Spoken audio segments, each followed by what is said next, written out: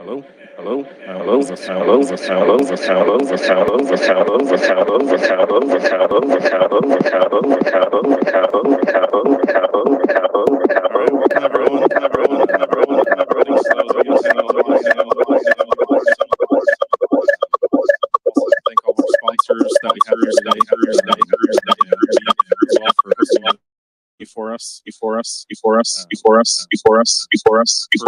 before us. Don't believe we have the QR code, but there will be a code.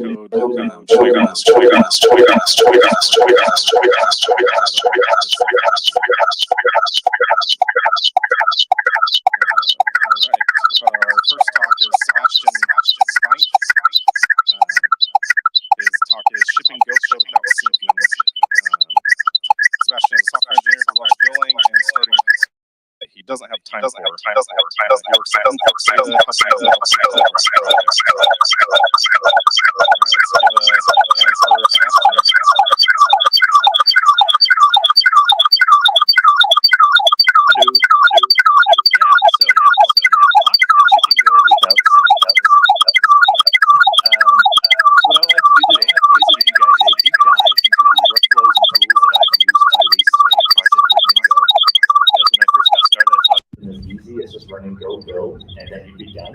But as I've come to learn, there are a couple more steps involved, and not all of them are necessarily obvious. So the goal at the end of this talk is hopefully you'll have a practical example that you could refer to the next time you're sailing the treacherous seas of shipping software, and hopefully this talk will keep you afloat. And that's as many puns as I have as far as for valuable things. But brief introduction, my name is Sebastian Spite. I've been writing Go professionally for about 4 years. I'm currently working as a software engineer at a company called Data, where I'm maintaining with a team and developing a project called Telegraph. So Telegraph is a man-line tool that helps you collect data, organize it, transform it, push it wherever you want. And over the past 2 years, in some way or another, I've been part of 40+ releases of this project, which is what inspired this talk, because it's a project written entirely in Go. And it's also open source, and over its lifespan, it's had about 1,000 unique contributors. So it's fairly popular, and therefore been important for us to be able to professionally and in a timely manner release it so everybody can enjoy these contributions. At the end of the release date, what we're looking for is a single binary for multiple platforms. We support 37 different architecture and platform combinations. And then we also need to update everywhere that finishes the old version number and update it with the new number. So we have an official Docker file and home charts and some websites that need to be updated as well.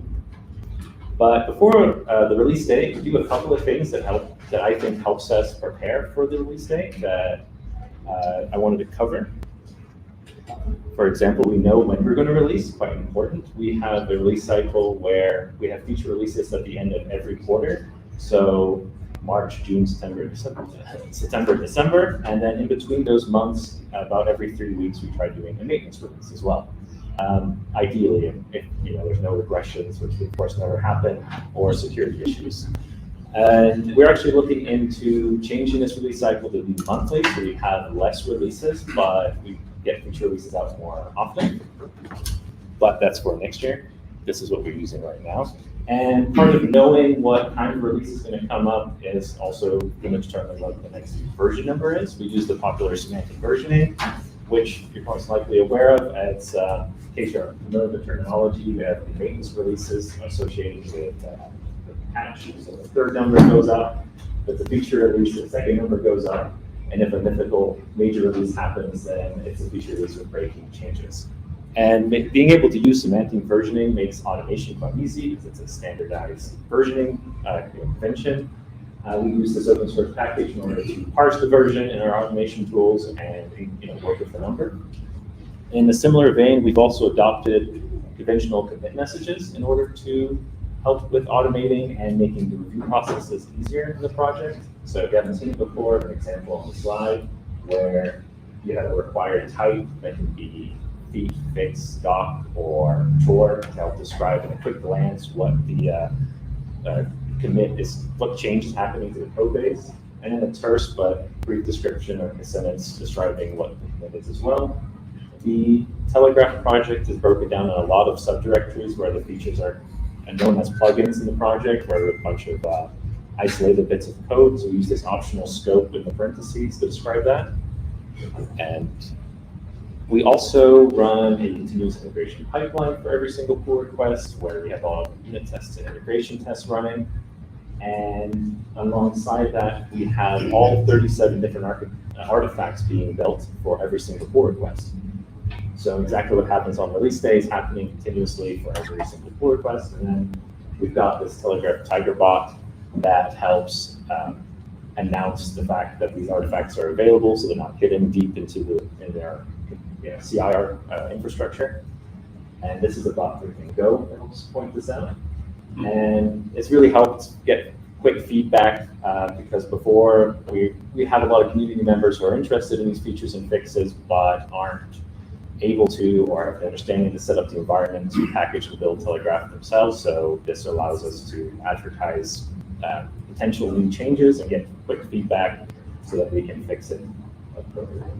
So we also like to keep things really nice and clean in the project. So we run go mod tidy, make sure all dependencies are correct, and go bump for every pull request. We've also adopted Golang CI lint recently and gotten the project with the community's help to adhere to all of these best practices. So everything is nice and shiny. So our code base is as handsome as this gopher. We also try to make sure that we stay up to date with the latest version of Go, where we have also the Telegraph Tiger helping us periodically check this URL to make sure that there's a newer version of Go available so that we can adopt any new vulnerability fixes and such. So with all that kind of happening on a daily basis, kind of gives us more confidence comes release day. So when release day happens, we are all very excited and definitely not panicking. And also not to give any false impressions, I'm definitely not the only one on the team who's maintaining the releases for the project. We rotate it among all of our team members. And this kind of helps spread the knowledge and give everyone a chance to identify any quirks in our automation and help create new automation. And then we start the day by posting this in a public Slack channel so that everybody knows that we're doing the release and what step we're at. So in case anything goes wrong, you can cry for help. For the rest, I've broken down these slides into 3 different sections where what happens on the release day after we post that on Slack and we're actually doing it. So the Telegraph project is hosted on GitHub, so we're using Git. So we need to prepare the branches so the code's all in the right spot. Then we build and package. So the same thing that happens for every pull request, but take a little bit of a closer look at how that happens. And then we need to announce the release, basically update all previous versions of the previous version numbers and bump it up to the new one.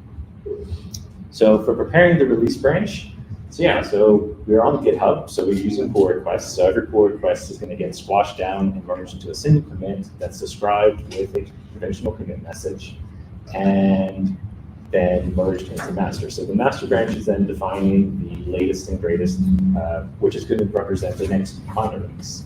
So on release day, we need to get the code in the right spot. Quite easy for a feature release because it's just copying a master branch into a new branch, and then because ideally we want to, the end goal is to create a tag so that we can create get the continuous integration pipeline going to create all the artifacts.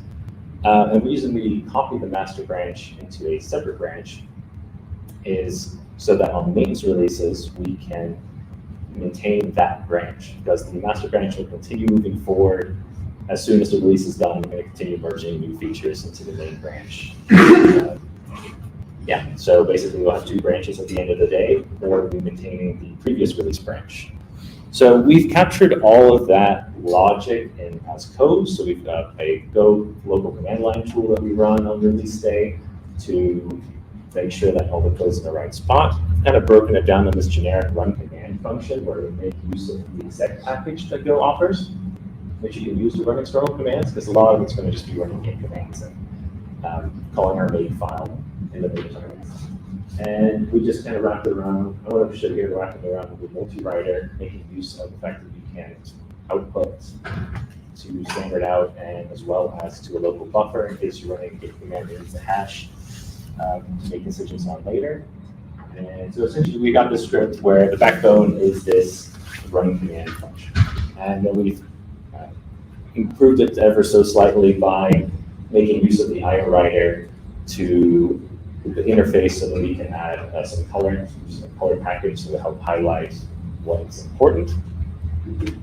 And now having this run command function will allow us to make it very easy to run all the commands that we need and document it as code, but part of it also we need to capture all of the commits and have it in a parsable way so that we could generate a change log and as well as make decisions of what can go into a maintenance branch. So we need to create a slice of commits that has broken down, that we can parse the conventional commit message and make decisions based off of it. So we use the git log command and then the pretty flag and then format it in a way that's easily parsable so that we can then capture the commits and put it in a slice. And once they're in a useful slice, we can run over it. So at this point, we're kind of manually now deciding what should go into this maintenance branch by running git cherry pick and deciding, reading the context that's given by the conventional commit message and the link to the pull request and decide if it should go to the next maintenance release. As I mentioned, feature release is a lot simpler, where we just check it out into a new branch with the -b flag.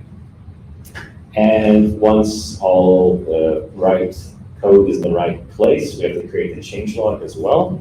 So we have this template that we can just apply that slice to, so just a Go template. And then we end up with a very generic, predictable looking change log where we have a link to the pull request and a commit message. And I'll organize it with, depending on the type of, the type associated. Like if it's a bug fix, it's going to be a fix. So it's a little bit more readable.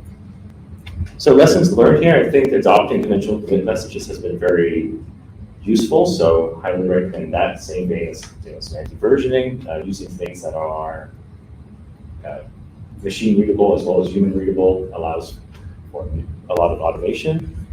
Same thing as using Go for capturing all of this, opposed to copying and pasting it and introducing human error. We've got a script to run it.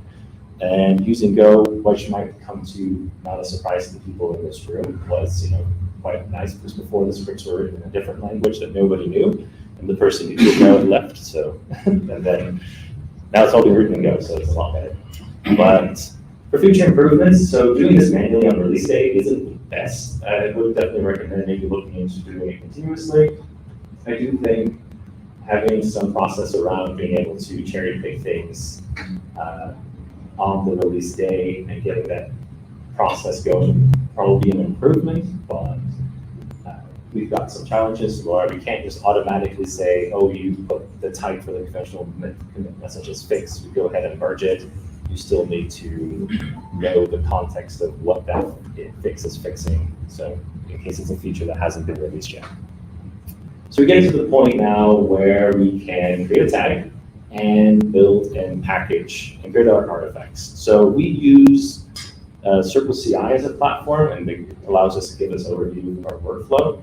I'm sure you can probably use any platform, but we have this, what I wanted to show here is we've got all of our unit tests and integration tests running on Windows, Mac, as well as Linux. And then we have all of our artifacts being packaged in separate jobs based off of architecture.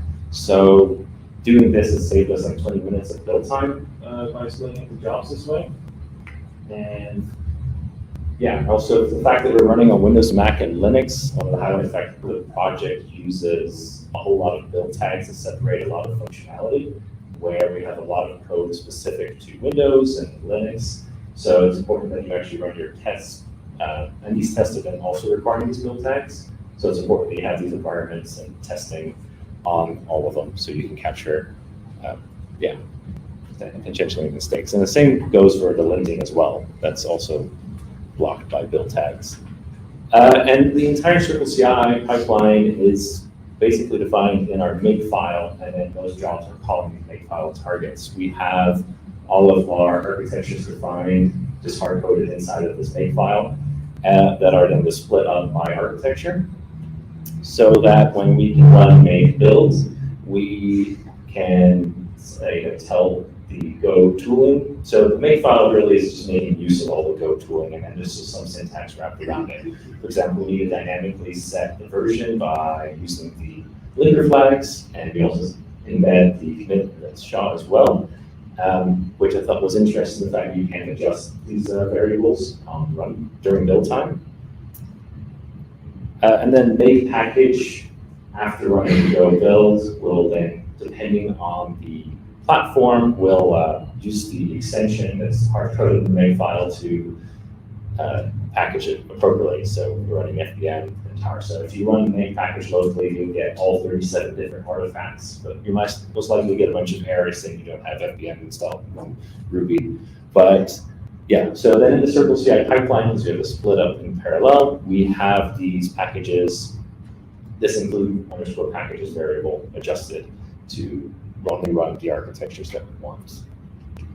I did want to point out this alternative called Mage that we don't use for Telegram, but I've used in personal projects. It's been quite nice because the make file syntax isn't that great. It's a fancy bash, and it can be kind of confusing. So using Mage allows you to use Go syntax, which is of course far superior in preaching to the choir probably, but it definitely, in my personal experience, is a good alternative. So I just kind of wanted to point that out. And part of the pipeline, we also put our official influx data stamp on everything to make sure that everyone knows it's fine and safe. But that's not very interesting. What is interesting is the way we have to embed the icon and version into a Windows binary to get a good Windows user experience. Evidently, there are system administrators relying on the properties that you see if you right-click on a Windows binary. And there's this open source Go pack, this Go version info package that's kind of solved the solution where you can add this header Go generate on your main_windows.go file, and then you can run Go generate, which we do in our pipeline, to embed this JSON file along with this icon. Well, I think it translates this JSON file into some Windows garbage, but it does it magically. So we have some command line tool to basically update this JSON file dynamically in the same sense of how we update the linker flag to use the latest version. And then you end up with this pretty binary that's more familiar to Windows users. And yeah, so then they can help their automation. We also have a package repository that gets updated, but there's not much to say here. Just wanted to highlight that we do. And so everything gets uploaded to public S3 bucket as well. And this is like magic that happens through an Ansible script that nobody wants to see. And so lessons learned here, I think making these artifacts readily available has been quite nice. So feedback, we work with a lot of people in the community in different time zones, so not having to be like, hey, do you want to test this? Oh, I can't build this. Oh, all right, let me build it for you. And then, a week passes by. But so this has been great. And then also it's helped us be able to replicate the release pipeline continuously. So in case there's something wrong, it comes up pretty quickly. Except for the stamping, we only do that on nightly releases, so we don't slow down the every pull request pipeline by putting our official badge on it. But we noticed that, yeah, we still would have to do it nightly because Mac has a license agreement that has to be updated randomly. So now we capture that quicker than on release day. So we got to a point where all the code is in the right place and we have all the packages. So essentially, we're in a really good spot. Now we just need to let the whole world know there is our new Go binaries to go and use. So we have a bunch of different places where the version number is mentioned, and all of them are using different file formats in order to display this version. So we have some automation written in Go to help update this as well. Of course, there's no automation here. This is a very manual process of just associating a git release with a tag, copy and pasting the changelog, and a markdown table that's linking to a bunch of artifacts with a JavaScript associated with it. These are ones on the S3 bucket. And that is one place you can get the binaries, and another is this official website. The code itself is all internal, so no one cares. But what I wanted to point out is all we have to do is update a JSON file. But it's a huge JSON file that captures a whole bunch of different projects versions. So instead of having to marshal that into a large struct that we would manually have to define locally, there's a package called sjson I wanted to recommend, where you can just give a key and a version to update your specific package. And that makes it a whole lot easier.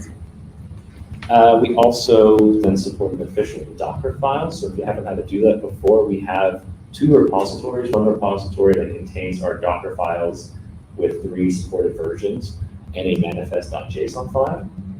And that then gets updated using that semantic version package again, and taking out the oldest version and putting in the newest. And then that magically gets transformed into whatever format official Docker uses. I have no idea what they were thinking about not using something easy, but there's a second repository that has just a SHA pointing to the Docker files being used. And yeah, so there's some magic code transforming this manifest.json into this format, but it's not pretty. But what is pretty is this test containers package that we use to test. So we have this Docker file, the version gets bumped up. To do a sanity check, we then execute it and get the version. Using this test containers package is how it's just be able to do it all within the same automation script. So while we're running through it, it will run and tell you that everything is correct. We also use this for our local integration tests that have this test containers package has made that so much simpler. We also have Helm charts that needs to be updated. So evidently they use a YAML for their preferred file format. And unfortunately, I couldn't find anything as nice as the sjson package, but you'd have to manually walk through the contents of the nodes in order to update it. And then you end up with this. So I thought just kind of funny. We have all these scripts to update just like one number in a bunch of different files, but it does help with reducing human error in case, because it definitely would never happen with somebody typing the wrong version number. Unheard of. So yeah, lessons learned here is once you get to this point of the release, there is no turning back. You have made the release. The moment you hit that publish the GitHub, the release, it could trigger other people's automation. And for our case, we have third-party maintainers of repositories like for Brew. And basically, if you go in and change the binaries at this point, like, oh, we forgot this commit or something, the hash will change, which would then, of course, cause concern because it could look like a security vulnerability. So at this point, you want to go back in time and start from the beginning again, do the fun all over, and just increment the patch number and just be public about why you're doing this change. I wanted to end with mentioning a major release. So we, on the Telegraph project, it's been a while since we've done a major release. We kind of also want to keep the releases boring. We want to make sure that people's configurations don't break. So yeah, package compatibility is quite important. So this is it's going to be a challenge in order to go to the next version, but hopefully we're going to do it in the next year. There are a couple of more processes of how we want to get all of our branches in the right spot and get all the breaking changes in the right spot. But I think it's important that we get into the habit of doing breaking changes in a non-breaking way, where we still have backwards compatibility, kind of releasing the 2.0 without making it a big deal. But yeah, so that was it. That was my last slide. So I appreciate everyone for listening to me. If you have any questions, I guess feel free to stop me somewhere and I'll give you a 3D printed gopher for your time. But that's it. Thank you very much.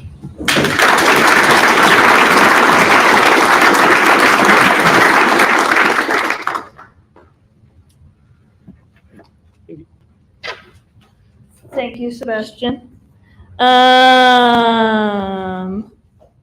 What's your slide? What slide are we on?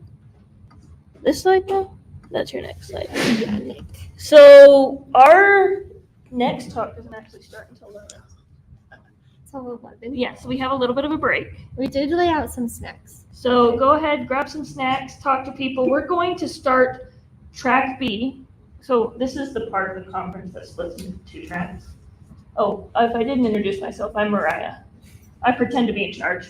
So this is a part of the conference that splits into two tracks. We will be two tracks until the very end when we come back together.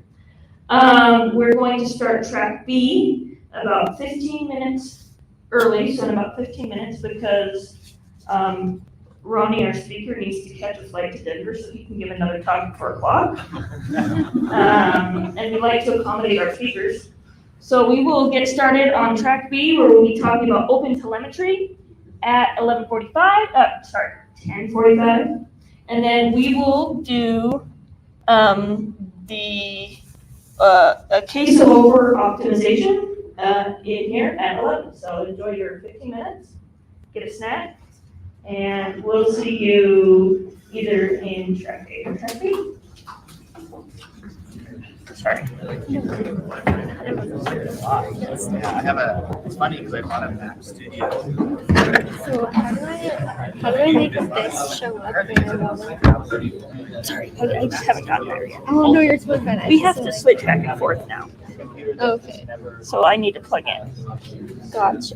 That's the difference. Sorry. No, you're supposed And then I'll do since we're not starting at the same time anymore, I can come start the video too. Oh, okay, perfect. Yeah. That'd be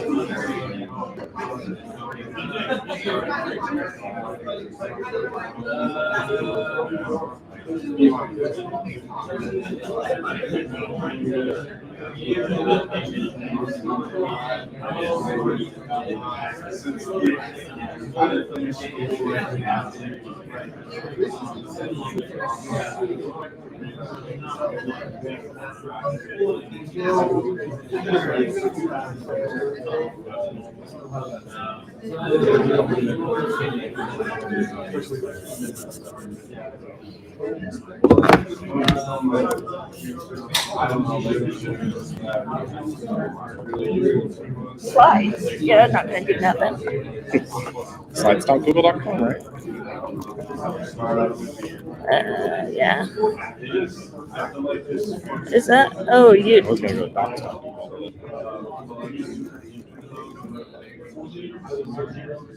I see.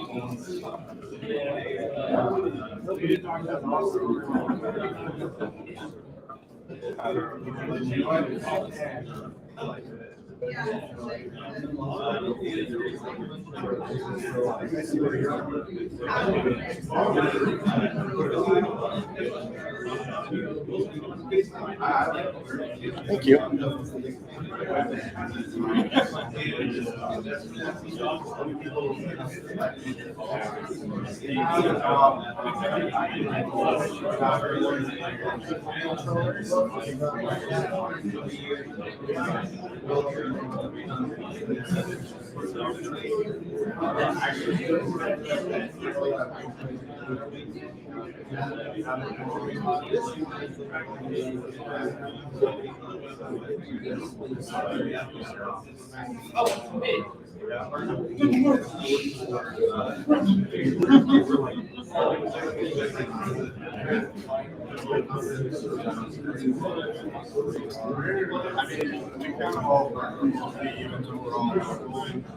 Like at least we're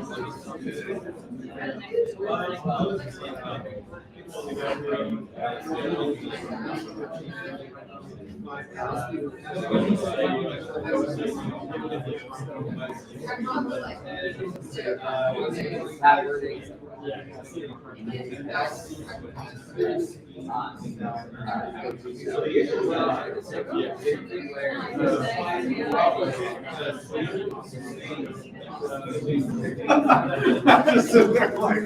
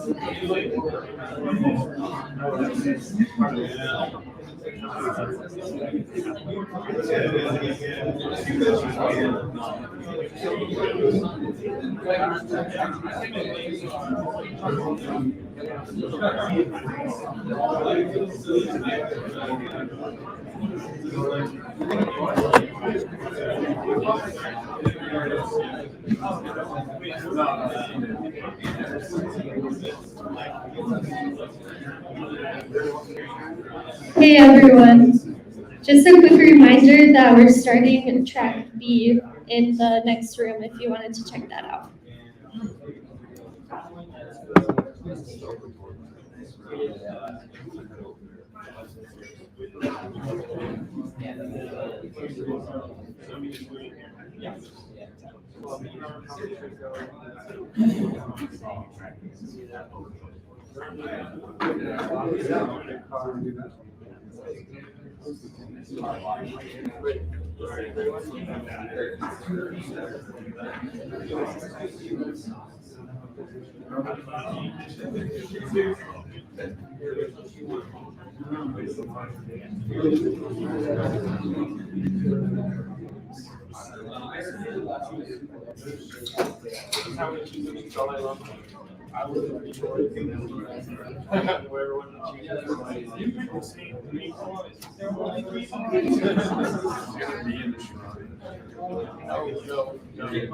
You have a bug.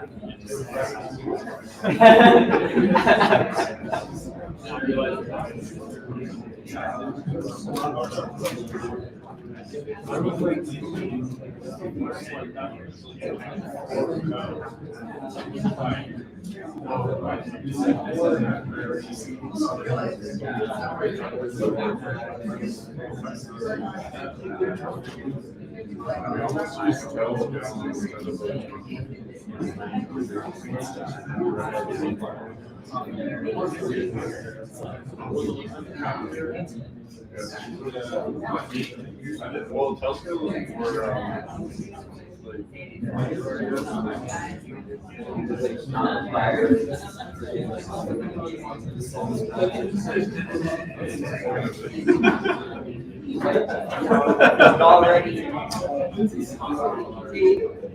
on.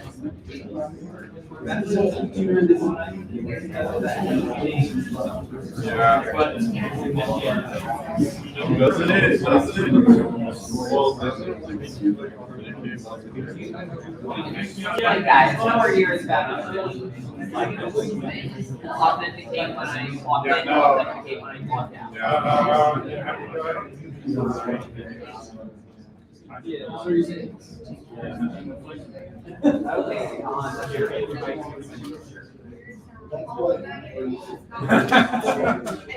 Did you try it?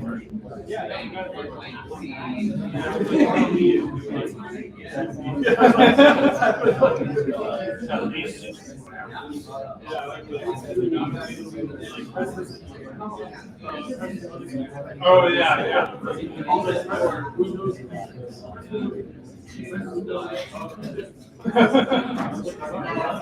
I didn't know which it was.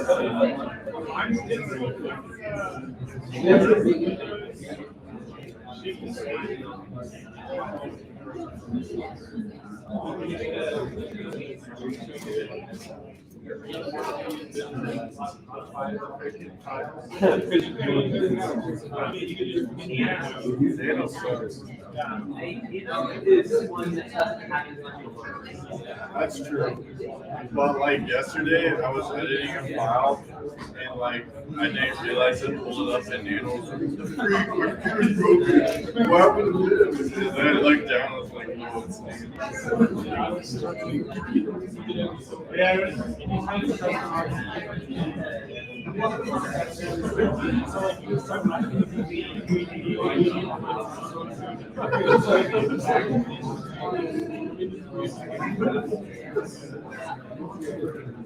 we go in and out of edit mode.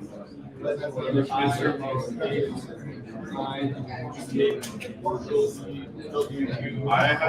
have my caps lock remastered master user bin, and then I also have caps lock if I hold caps lock and hit another key, then it becomes control.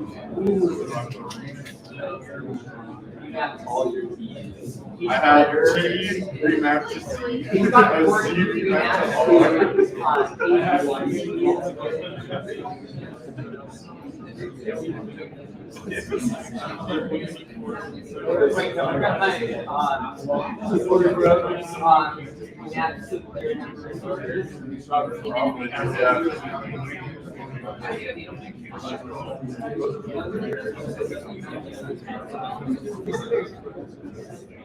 I just want to edit this thing. I don't want to be how you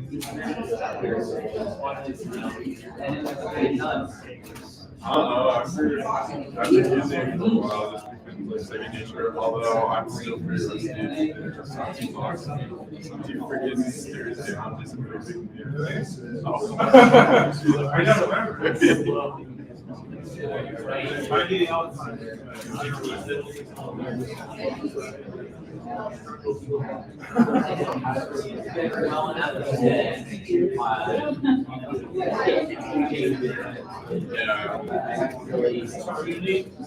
Use lubricant, it's like disco, but like this. You don't have to waste a bunch of time saying crap up. It's just like it's all lubricant, and then bam, we're in. It's like linear formatting, LSD.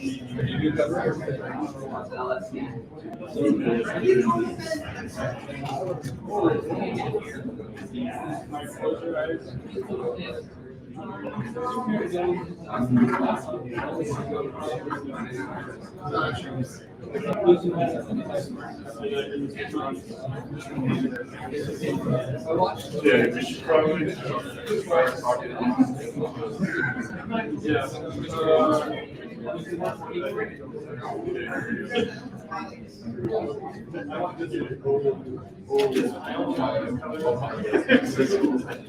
honor of our victory and color.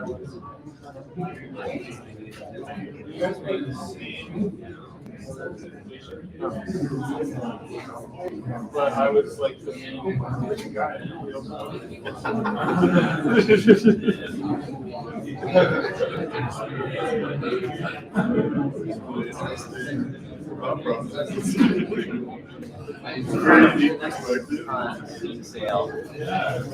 Wait, that.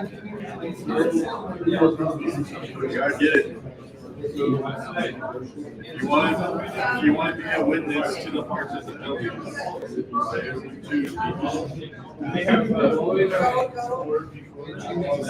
EPA on 16 16.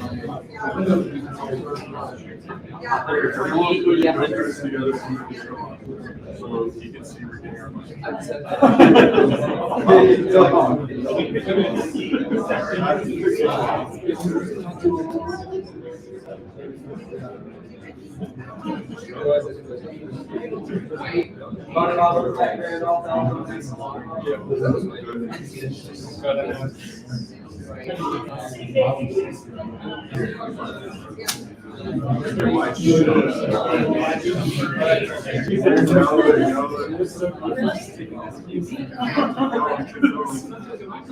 What do you mean? There's no way. No, it's wide lens.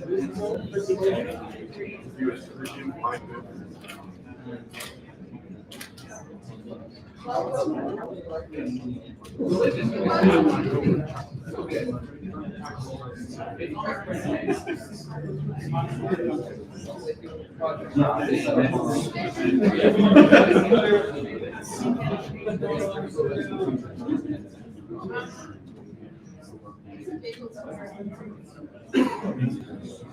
Yeah, you guys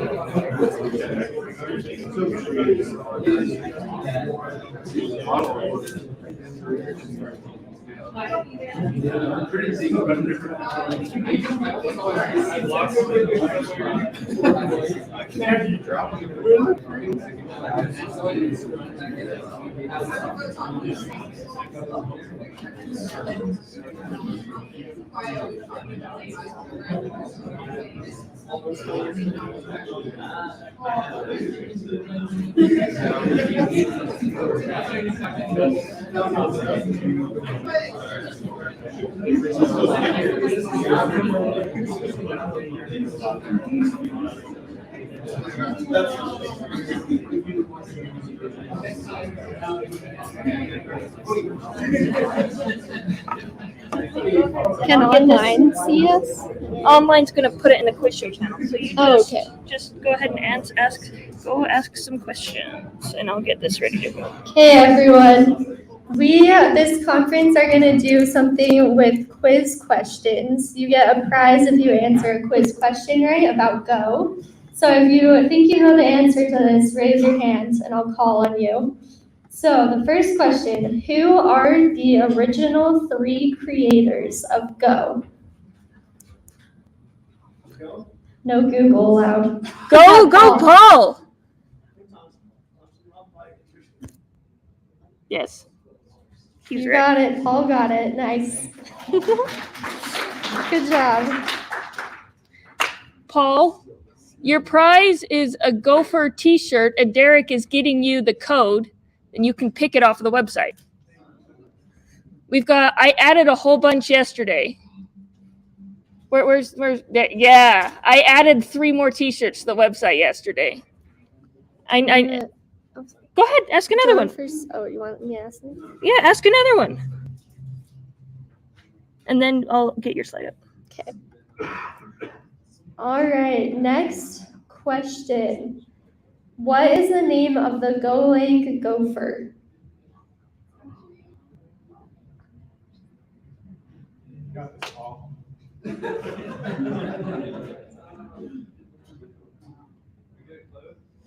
It's a trick question? That's your clue? Gopher? Julie's right. It doesn't have a name. Yeah, good job. The artist, yeah, that's a good follow-up question. Anybody know the artist? Renee French. Cool. That's two t-shirts. You got that, Derek? That's 3 t-shirts we're giving away. Okay. Cool. You can start your thing and I'll get this. Okay. All right, awesome. So we're going to go ahead and get started with our next talk. It's going to be by Nick Kovashev. Nick is a principal engineer at SimilarWeb by day and a dog dad by night. He has 6 years of experience in software engineering and big data. Let's see. He loves dealing with data at scale, enabling other engineers to achieve their goals, and anything to do with optimizing systems to get the most bang for your buck. We're excited to hear this talk. It's called A Case of Over-Optimization. He's online, but let's still give him a hand.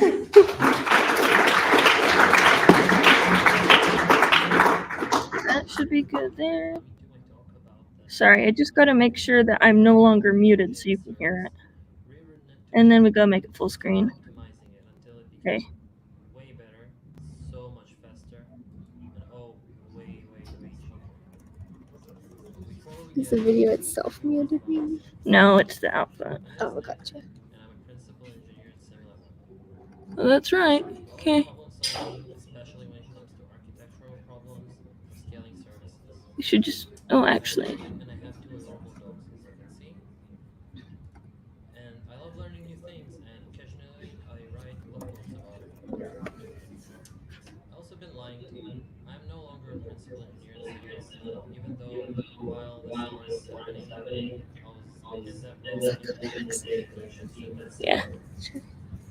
I'm currently transitioning to a new role as a senior engineer. And to do that, we're currently relocating from customers to California. And I'm now in our temporary Airbnb, so you have to forgive me some sound horror. Before we dive into the technical things, I'll have to do a bit of a That's as loud as it gets, though. His was quiet. to actually understand the business analysis. But it's not a similar way to. Similar measures the internet.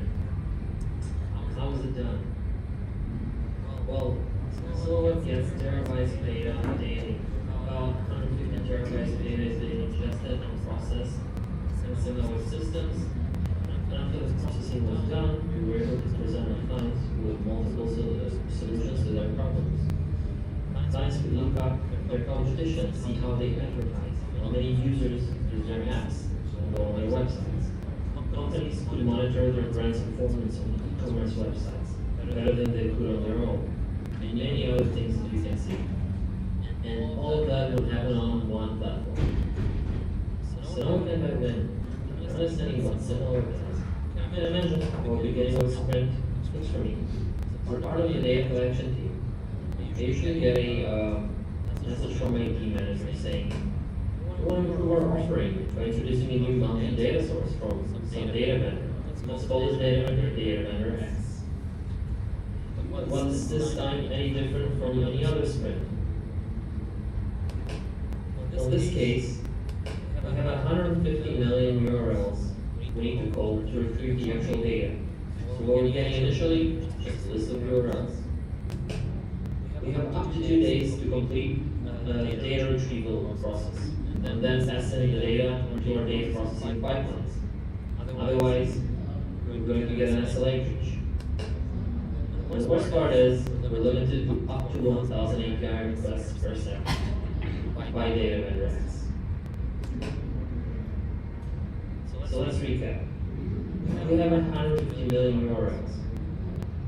So what's next? Before we start actually coding the solution, we wanted to take it through and see what can be done and how we can achieve that goal, and if it's even possible. So in order to ascertain our feasibility of this project, I looked at the calculator and decided to see how long it would take to retrieve the data from 150 million URLs. So as you can see, if we run at a steady pace of 1,000 requests per second, we would be able to retrieve the data in 41 hours and 40 minutes. And that doesn't leave us a lot of space for mistakes or reducing the rate of data retrieval. Because after that, we have to pass in the retrieve data into our data processing pipelines, and they take about 2 days to complete. And if we miss that mark, we'll have a lot of angry clients coming after us. Well then, I've been told I have to put in a hook at the beginning of my presentation. So we're not far off the beginning, and this is the hook. These are the numbers you'll see when comparing the initial service we'll have to the final version. We reduced the number of containers from 1,400 to 10 containers. We'll increase the per container throughput of messages up to 60 times. We'll reduce the CPU allocation by 36 times and reduce the memory allocation by 60 times. When looking at this project, before we invest significant engineering resources, we wanted to see if it's even worth it, if the data is even worth it. Because we got an offering from a data vendor, but we're not sure we can actually use the data, if it has any value for us. So before we actually put in all the effort in creating a production grade service, we wanted to do a POC. Unfortunately for us, we had some Node.js code that was working with data vendor X on a different API. The data structures were similar, the API builds were similar. So with barely any changes to the code, we were able to repurpose that code and start working with the new URLs and getting the new data. In that case, each container was allocated 256 megahertz of CPU and 128 megabytes of memory.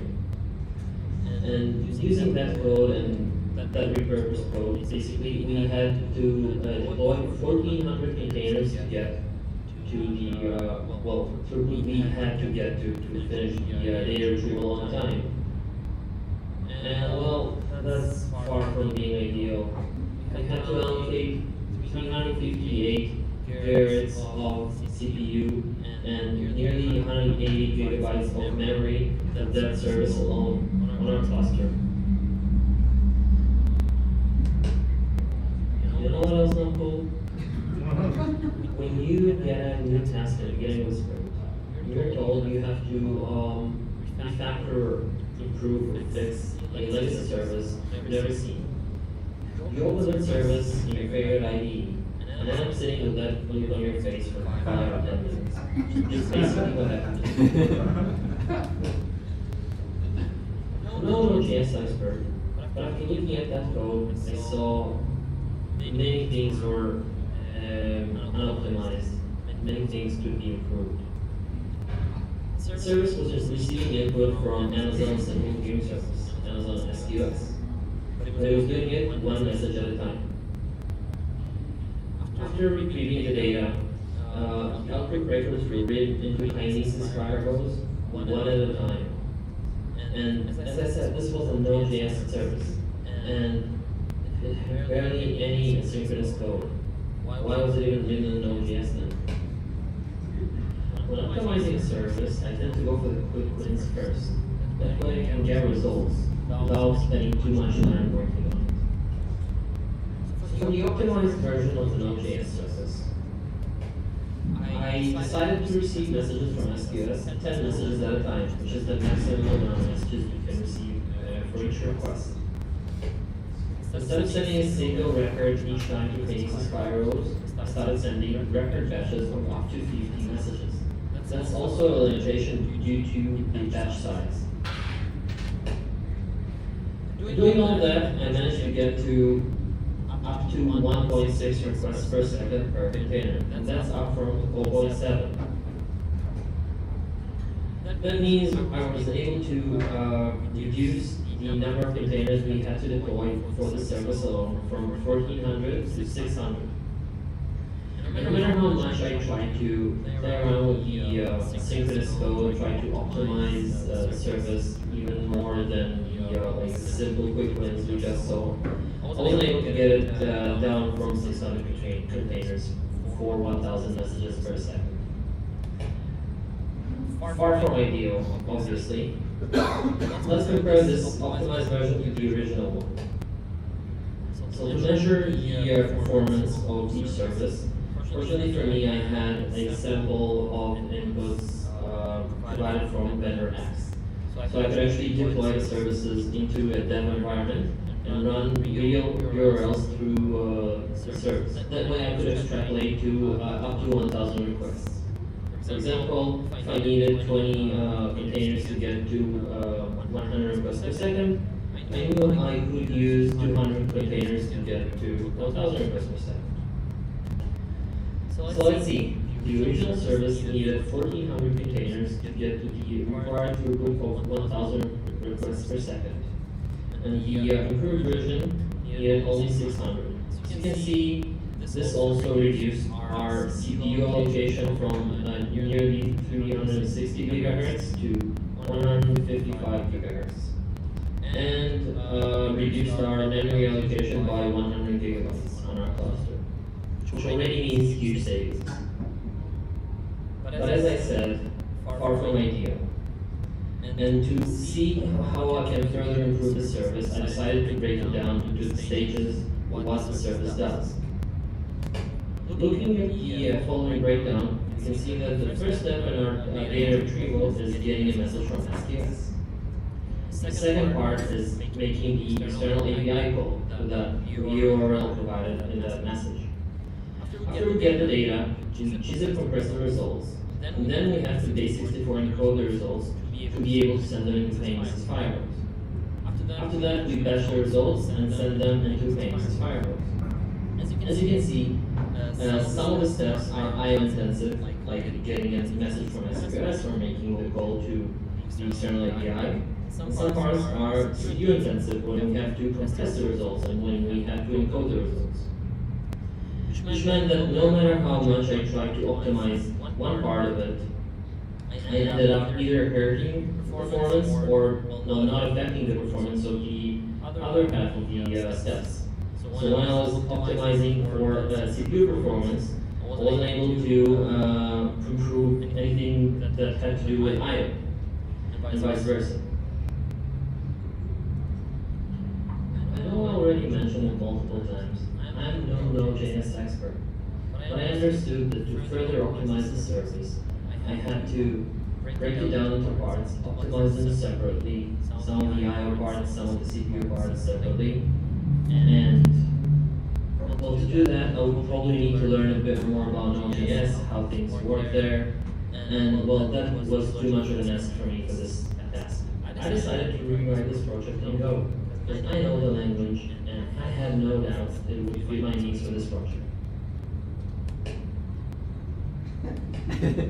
The simplicity and efficiency of Go definitely helped me improve the data retrieval process. Specifically, I'm talking about Go routines and channels.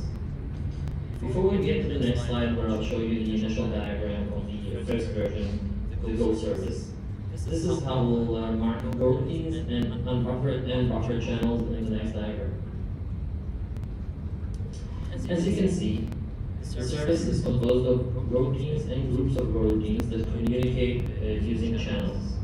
We have a message receiver Go routine that reads messages from SQS, up to 10 messages at a time, and then passes them on to the buffer channel A.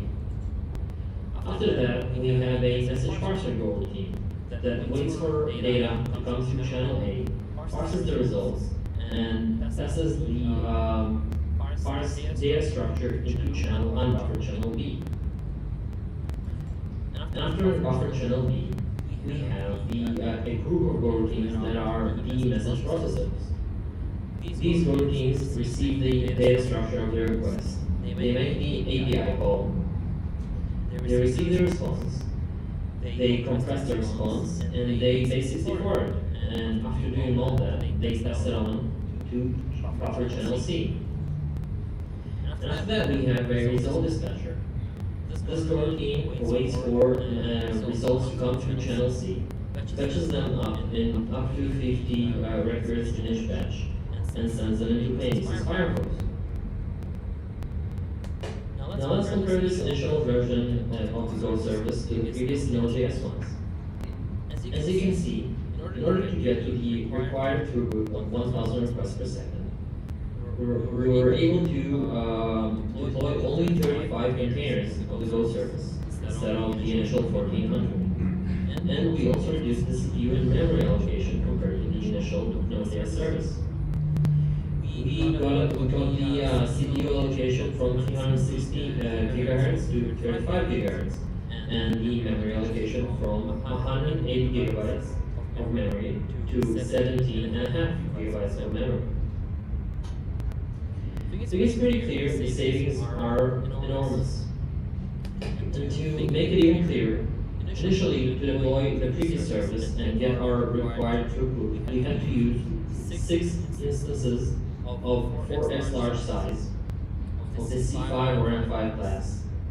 And to deploy a Go service, you could use a single instance of an X large size of the C5 or M5 class. And we will still have some leftover resources in that instance to deploy other services on. That's a reduction in cost of up to 24 times.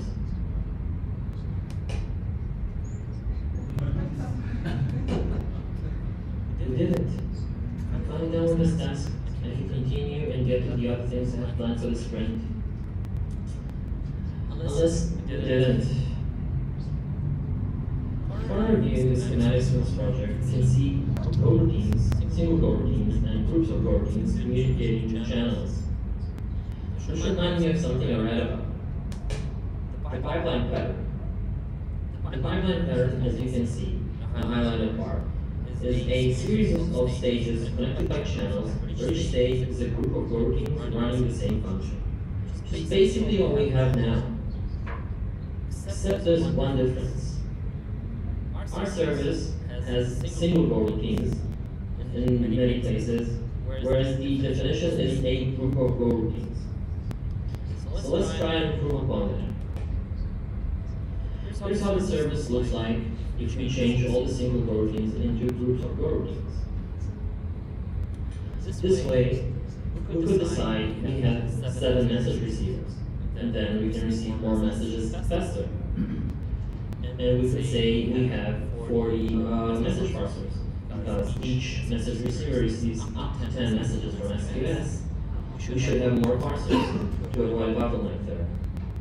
And of course, the heaviest and most difficult task for the service is the message processing, making the calls to the external API and then compressing and encoding the results. So we'll put 200 Go routines there. And we can change the channels too. We can have channel A be a buffer channel with a size of 9 and buffer channel B with a size of 10. And why were these values chosen? No reason, just give an example.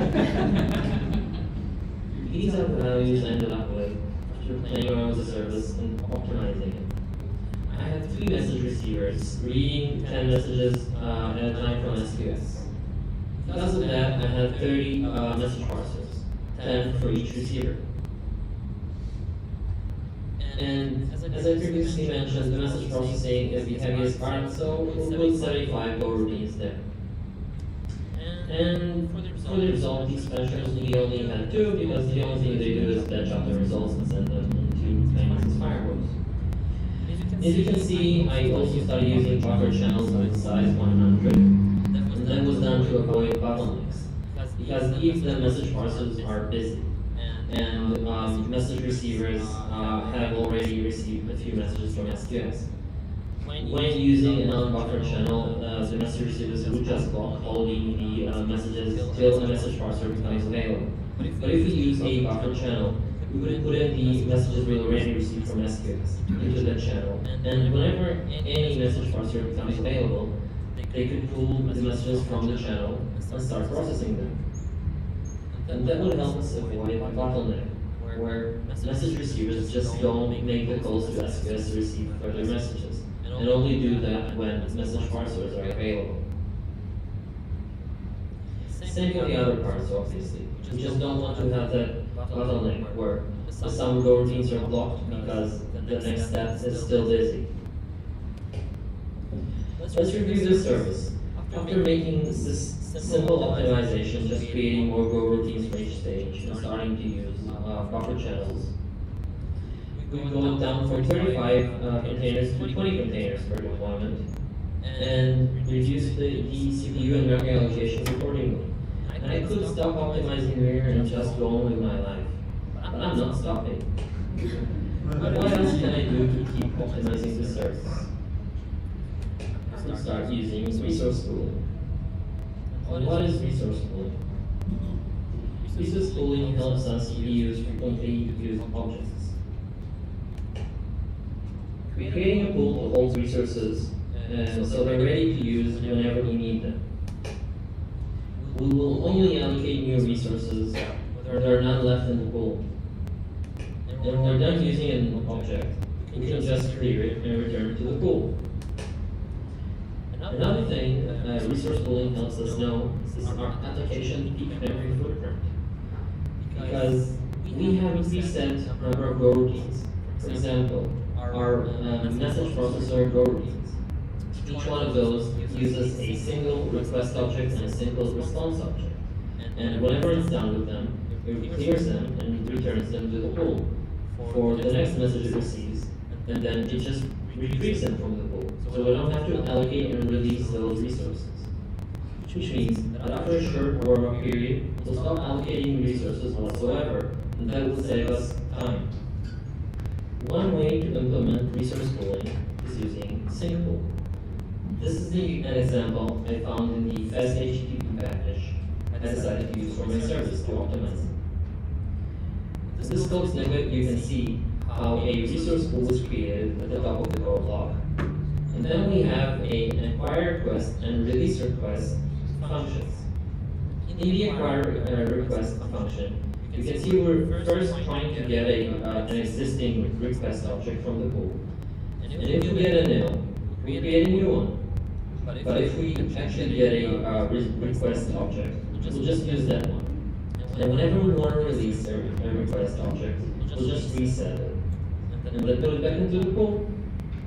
In addition to using the fast HTTP package and have its resource pools for requests and responses, I decided to implement similar resource pools for other frequently used objects in my service. For example, the message I received from SQS. There is a trade-off though. By using resource pools, we have to allocate much more memory per container because we're allocating memory, but we're not really releasing most of it until the application dies. There's a win here. Because we don't have to spend time allocating and releasing resources, we can start optimizing our garbage collector. It doesn't have to run that frequently. Enter GoGC. This is an environment variable that allows us to control the aggressiveness of the garbage collector. The default value for GoGC is 100. That means that whenever our heap reaches double its size from its previous garbage collection run, the garbage collector is triggered.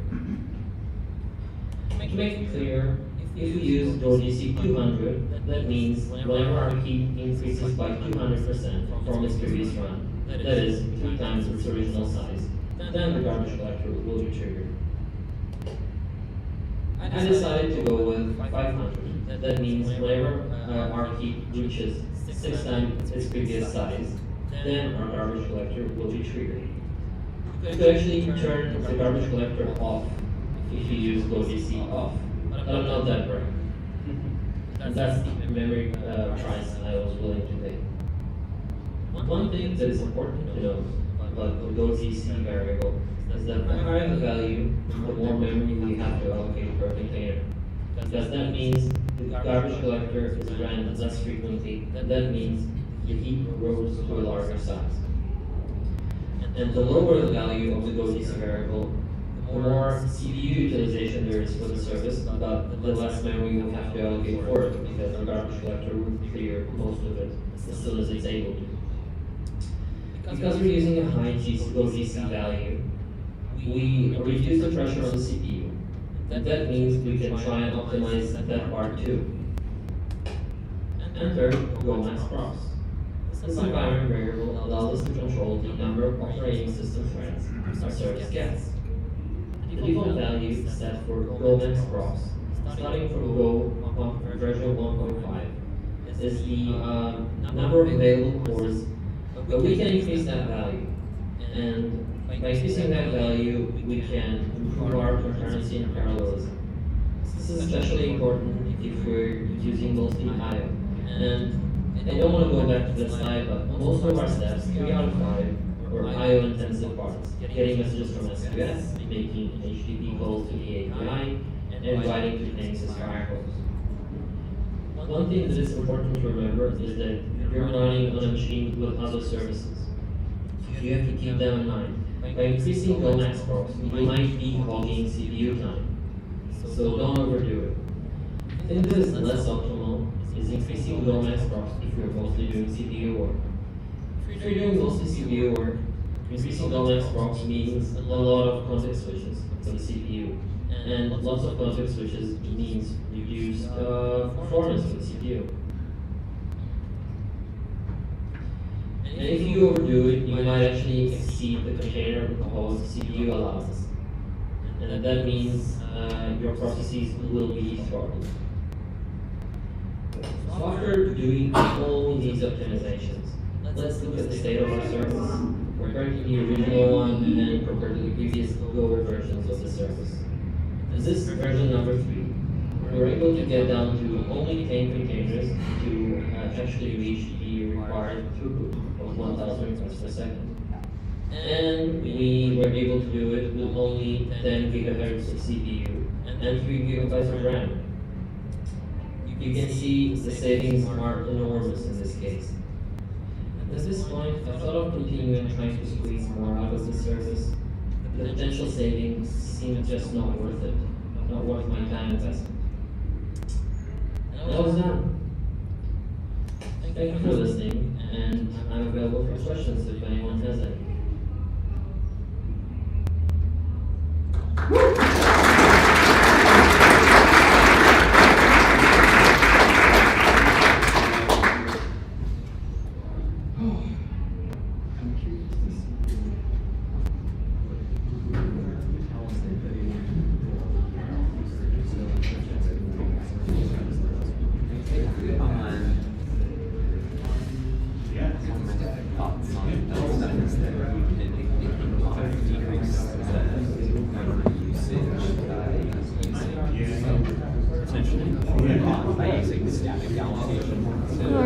Thank you, Nick. Remember that you can reach him on Discord if you had any questions for him. But yeah, thanks, Nick. Our next talk is going to be by Tamir Bahar. Tamir is attending today's conference remotely, all the way from Israel. So be sure to reach out to him on Discord if you have any questions. And so right now he works as a team lead at JFrog, and we are really excited to hear his talk called Generating Generators. Let's give him a hand.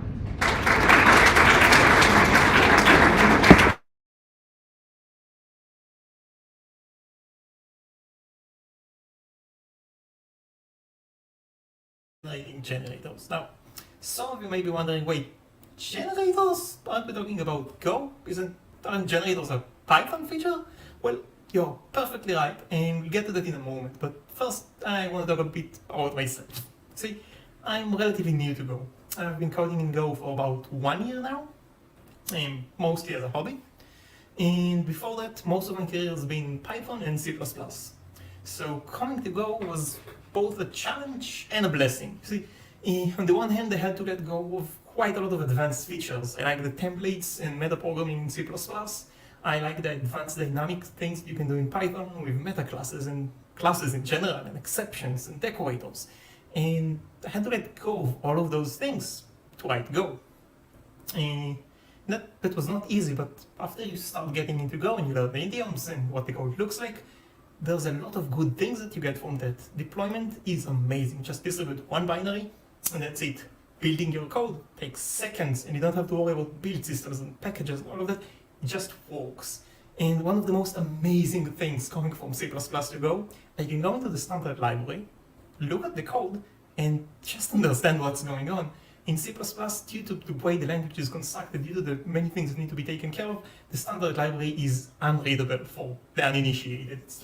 It's a total mess. In Go, it's nice, beautiful code. If you know how to do something right in Go, just go and read standard library. That's an amazing difference. So over time, I got used to the way we do things in Go. And started enjoying myself, but there's one specific feature that kept bugging me, that I kept missing time and time again. And that specific feature is generators. Yes, the Python feature. Specifically, we'll get into details a bit more, but generators are a way to create iterators in a simple and straightforward way.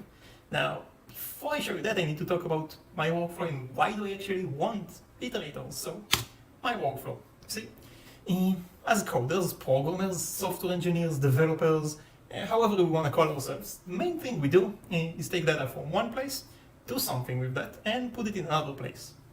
Data is the key thing we're working on. Code is nice, but without data, it's meaningless. So whenever I start working with a new library, a new API, and be it a local API, a REST API, just a structure I've not touched before, I try to see the data, because if I can see the data and look at it, I get a bit more intuition and it feels more natural to me to work on that data. Now, yes, there's documentation, and I can read the source code, but for me, nothing really replaces just seeing a visual representation of the data, just a nice print to get me to understand what's actually going on. So the first thing I do is write a simple print function. Here we're going to print all the books from a library. Now, take care, this is a physical library that you go to read books, not a software library or code library.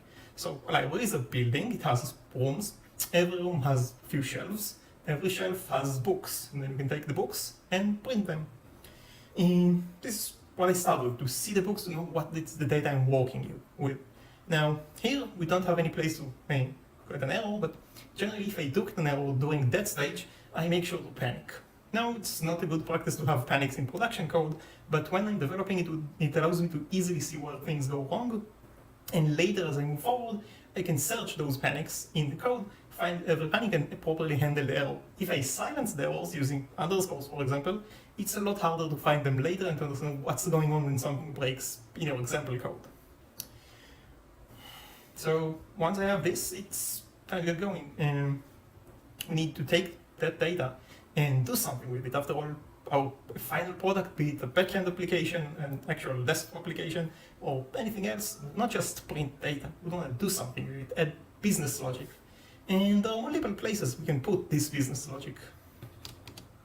Now, one place to put the business logic is right here in the function. Just replace the print with all the business logic we need. And this, it works, but it may have some issues. First, as the code grows bigger and bigger, we're going to have more code to fit into that. If we only have one place to put that code and only one place where we iterate over the data, that's probably okay. But if we need to iterate over the data in multiple places, we need to make a choice. Do we duplicate the business code, the iteration code, into multiple functions? Like here it's simple, but what if I need to handle a remote and REST API with pagination and make sure that I retry if needed? That can get up to a lot of code, and we don't want to just repeat that every single time. So that's another one. The other option is passing a callback into our function. Instead of print, we will call our function. Now, this works and saves the duplication, but makes the code kind of weird.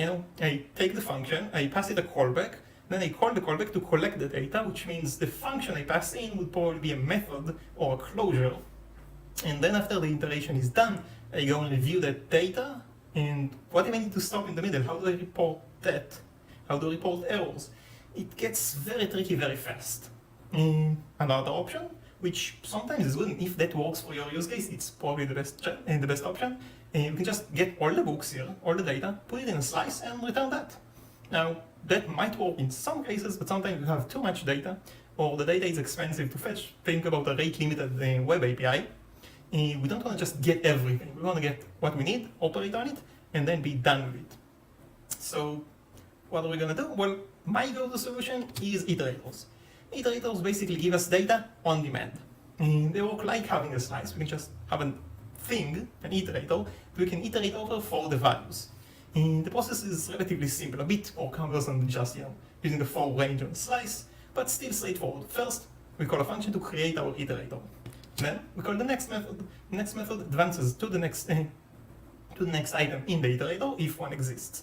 If it exists, it returns true, and you can go and use iterator.value to get the value from the iterator.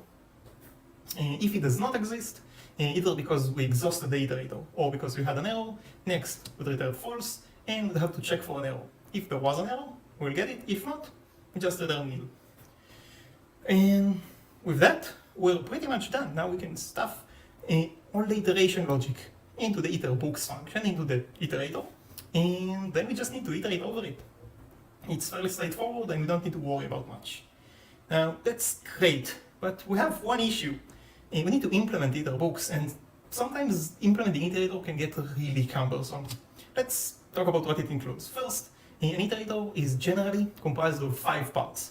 First, an iterator struct. We need to hold the state of the iterator so that as we progress along, we know where we are. Next, we need a constructor.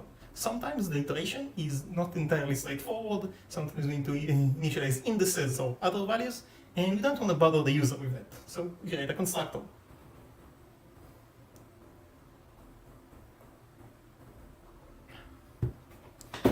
Next, you have 2 getters, value and error, which we've seen before. Value gets the current value of the iterator, and error gets the current error if there is one.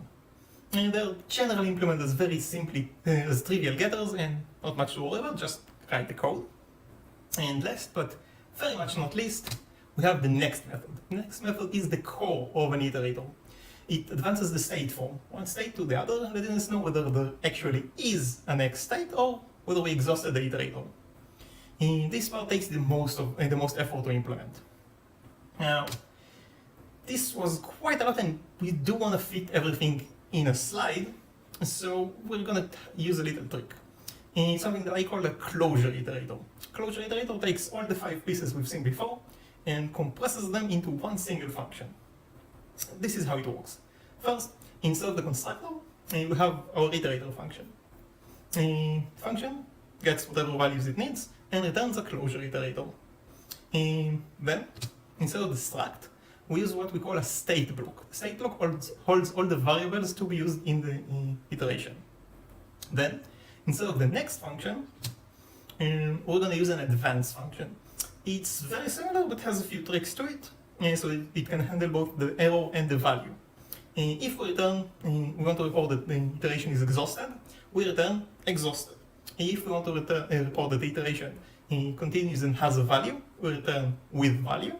And if we have an error, we will return with error. This handles both the next method, the error method, and the value method all together. Now, what we get by using a closure here is that the state block would be captured by the closure and the state would be maintained. Fairly straightforward, I hope. And we can go ahead. Now, let's look at our previous example and see how to implement it using what we just saw. You have the printable books, which is a simple loop, recursive nested loop to print the books. Now, if you want to implement that as an iterator, using a closure iterator, it's going to look like this. Now, this is quite a bit more code, and it has quite a few glaring issues. First, we initialize some of the indexes in a really weird way. Instead of initializing to 0, we initialize to -1. This is important, but kind of weird. Then, when we increment the indices, we also zero other indices. Again, that's not intuitive. And last and very much not least, you can see that the loop is now inverted. Instead of working from the outside in, we're working from the inside out. Instead of iterating rooms and then shelves and then books, we first iterate the books in the current room, then the shelves the books in the current shelf, then the shelves in the current room, and eventually we get to the rooms. Now, this works, and you can have it in your code base, and it would continue working. But at least for me, that took a significant amount of work. I wrote the code, I had errors, I tested, I fixed, and it took me several iterations to get this right. Well, the initial sample, just printing, it took me one attempt. Now, there may be better ways to implement this code. You might be very good at implementing iterators because you're practicing that, and that's wonderful, but think about the next developer to come here. If there's an error here, how much effort would it take to actually find it? If a developer that never seen iterators looks at that, can they even understand the code? If they need to add something, what are the chances that it would not result in a bug? But at least I believe that things like that should be simple. If the regular iteration is straightforward and simple, then converting it to an iterator should hopefully be straightforward and simple. It should not be an interview question. You give someone, hey, take this loop and make it an iterator. That's me at least, and this is why we're here. See, if this was a generator, which again would not have in Go yet, a print books function and converted to the iter books function would look like this. We have 3 core changes in the function. First, instead of returning no values because we were printing, we return a generator. That seems pretty obvious to me if a function is a generator. Next, instead of printing, which prints the value to the screen, we yield the values, which would allow us to get them through the value method. Then, eventually, since we do need to return at some point, we return nil. This might look a bit weird because we're returning a generator here, but syntax for generator functions is a bit different. We'll cover that in a moment. And here we're just reporting that we had no errors. Now, how do generators actually work? What does the syntax actually mean? Well, generators are built using generator functions. A generator function is a function that uses the yield function. In other languages, it's often a yield keyword. But here we do not add keywords. When a generator function is called, we return a generator but do not execute anything inside the function. Then, when we let's look at how it actually works. When we call iter books, we return generator. It, the variable, now holds the generator. Then, when we call next, we start running the function. We run through the rooms, shelves, books, and eventually arrive at yield. When we do that, since we yielded the value, next would return true. Then we can get that value through the value method. Then when we call next again, we'll keep running through the function until we either reach yield or return.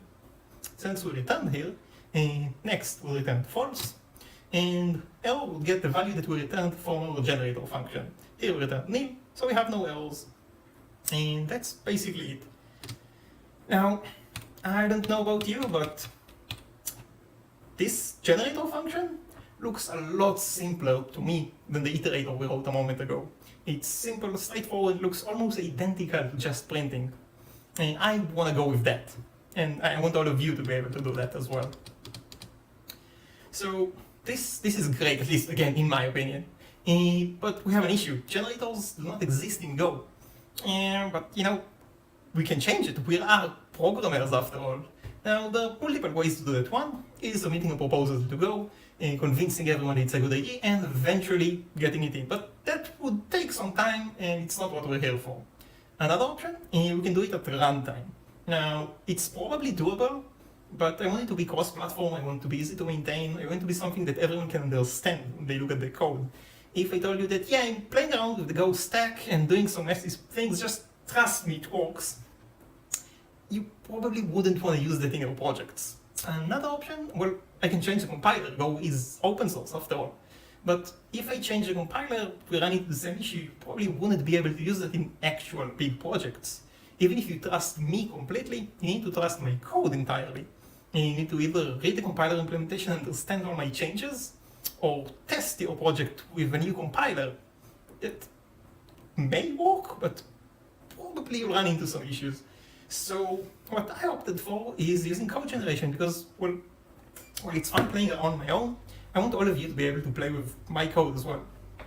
In some cases, code generation is tricky and it's not entirely straightforward, but luckily for us, Go has totally wonderful tools for code generation.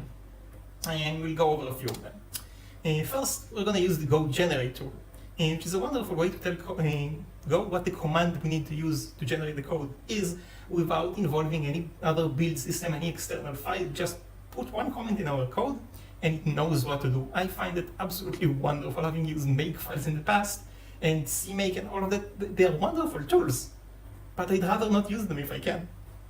And then we have build tags and build constraints. Again, other languages have defines and if-defs and all sorts of ways to control what gets compiled into your program. Go has a similar approach. We have it on a file-based level. We either compile that file into the package, or we do not.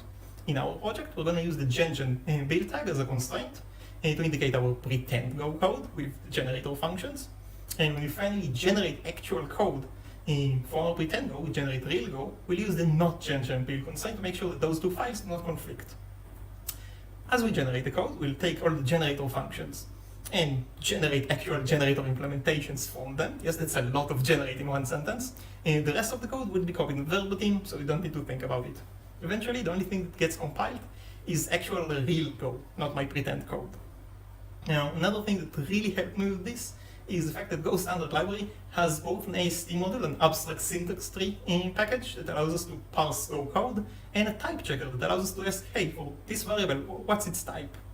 Additionally, there are packages to let us know what are all the packages that get imported.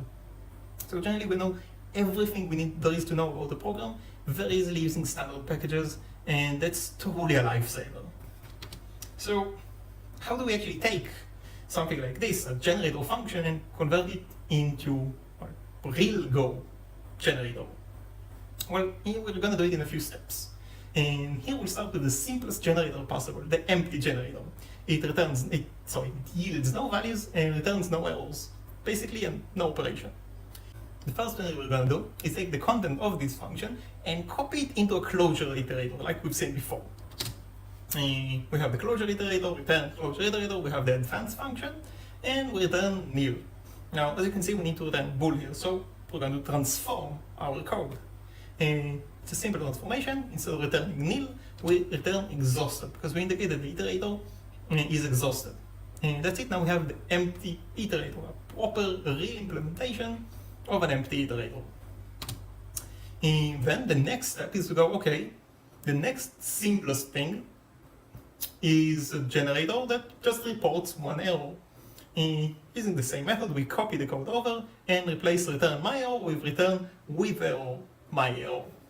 And because this is the way we report errors from a closure iterator. Next, we're going to go with actual values, because as nice as it is just a, hey, I have nothing to do, hey, nothing to say here, again, we are talking about data. We want to be able to move data from place to place, and not just via errors. So to do that, we're going to start with the simplest value-yielding iterator, which is an iterator that, a generator that yields one value. Now, if you're wondering what yield actually does in our code, it's just a placeholder, so nothing interesting. to handle this generator, we're going to use the same method we did before. This is going to be a repeating motive in our work today. We're going to take what we already know and apply it to new cases, and adding small changes to make them work. So, first we take our code and copy it into the closure iterator. We have 2 lines here. And then we're going to transform the code. Instead of returning exhausted or with error here, we're going to return with value, because again we're reporting a value. And now we have a bit of an issue, you see. Have a bit of an issue. We go into the function the first time, call advance. The line reaches with value. We report a value for the value method, and for next, we return true. Okay, next iteration, call advance again. We go to the same line, we report a value, and return true. And again, and again, again. And we're stuck in an infinite loop, because, well, while the generator theoretically continues from wherever we just stopped, a regular Go function does not do that, and we need to solve it. Here we're going to start employing some dirty little tricks. It's going to be fun. So this is what we're going to do. First, we need to note where the places we want to start the function at. For that, we're going to use labels. We're going to use label 0 for the first place in the function, and label 1 for the second place. So it is that the first time we go into the function, we go to label 0, we return with value. The second time, we go into label 1 and return nil, which will transform in a moment. Now, to enable that, we're going to use a state block. The state block is going to do something relatively simple. It has a next variable. It's going to check, are we in the first time that we enter the function? Is next 0? If it is, go to label 0. If we're here the second time, we're going to go to label 1. Now, to initialize and advance that, we're going to initialize the next variable in our state block that we mentioned before, so that we start at label 0, and right before we return with the value, we're going to increment next to the value that matches the label we want to start from next time. So start label 0, we set next to 1, and return the value. The next time we go into the function, since next is saved due to being closure, we're going to go to case 1, jump to label 1, and return nil, exhausting the iteration. The last thing we have to do is replace return nil with return exhausted. And with that, we're done. We can yield values. Now, there's something that we really need to discuss. You see, I've been using GoTo, and yes, I can just say, yes, we're using GoTo, and that's okay, but none of you would probably be happy with such a statement. Because GoTo, and for good reasons, has had a really bad reputation for many years now, decades actually. That's especially true in C, but also in Go. GoTo makes it much harder to reason about your code, so when you're writing code, please avoid it, but when generating code, well, we'll see that it comes in very useful. But before we can do that, GoTo has a couple of differences in Go that, while they make it better for programmers, they make it a bit trickier for us. You see, unlike C's GoTo that can just let you jump anywhere, Go's GoTo is safe. Again, it can confuse you, but it cannot do any actual harm to your program. Because in Go, they added 2 limitations to GoTo. First, it cannot skip over variable declarations.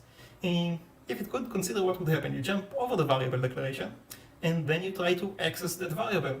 What would the value of the variable be? Would it be initialized? Would it just be random data? Would it crash? I don't know. I don't want to think about that. So in Go, that's just a no-go. If you try to jump over a variable declaration, your code simply won't compile. Next, GoTo cannot enter blocks. Again, that you could probably think of a way in which it works, but it's going to be really tricky. Think about jumping into an if block. You have a condition, and instead of checking that condition, you just jump into the code. Now, what's going to happen then? Will your code be able to handle it? Will it not? Well, it's just safer to disallow that entirely. Now, while those 2 limitations certainly make sense when writing code,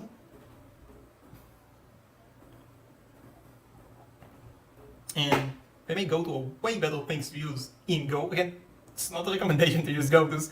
Just keep in mind that they're kinda not that bad. But don't quote me on that.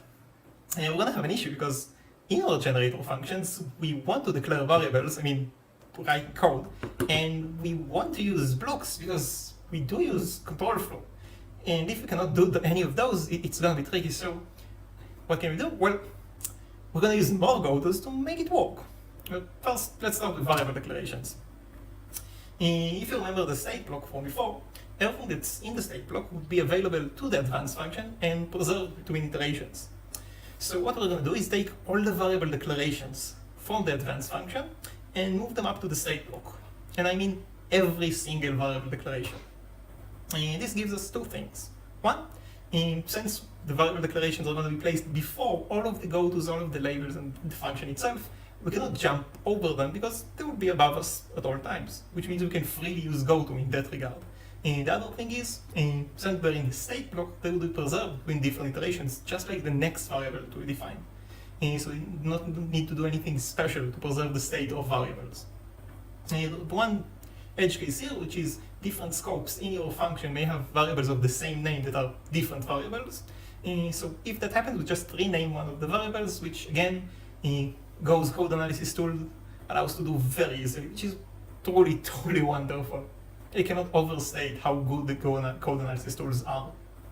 And the next thing is blocks. Now, blocks are generally used for two things in our code, or in code in general. One is for variable scoping, which we just taken care of, and the other is control flow. Now, if we eliminated the need for scoping, the only thing we have to deal with is control flow. Let's see how to transform that away. And we'll start with a simple control flow, an if statement. Here we have if alpha. If we are alpha, we're going to print a, b. We're going to yield, not print, sorry, a, b, c. Else we're going to yield 1, 2, and 3. On the other side of the side, you can see the control flow graph for this code. We start with a condition. If it's true, we go to the then block, printing, yielding a, b, and c. Else, we go to the else block, yielding 1, 2, and 3. And eventually, we jump after the code. Relatively straightforward. Now, we're going to add a bit of code to make we're going to add a bit of code to allow that transformation. Here's what we're going to do. First, we're adding 3 labels. A then label, an else label, and an after label. Those labels don't do anything at the moment, but they allow us to know which parts of the code we're talking about. Then we add 2 gotos. One after the then block and one after the else block. Both of them jump to the after. Now, as you know how if works, you know that those gotos would have been there just the same. You can see in the graph, we just add the goto to the middle of the line, but the flow did not change. Then we're going to add a couple more gotos. At the beginning of every block, we're going to jump right to the label inside it. Again, it's not doing anything, it just adds a goto in the graph. The next step is the interesting one. Since we have all the gotos, we can just take our code and pull it outside of the blocks.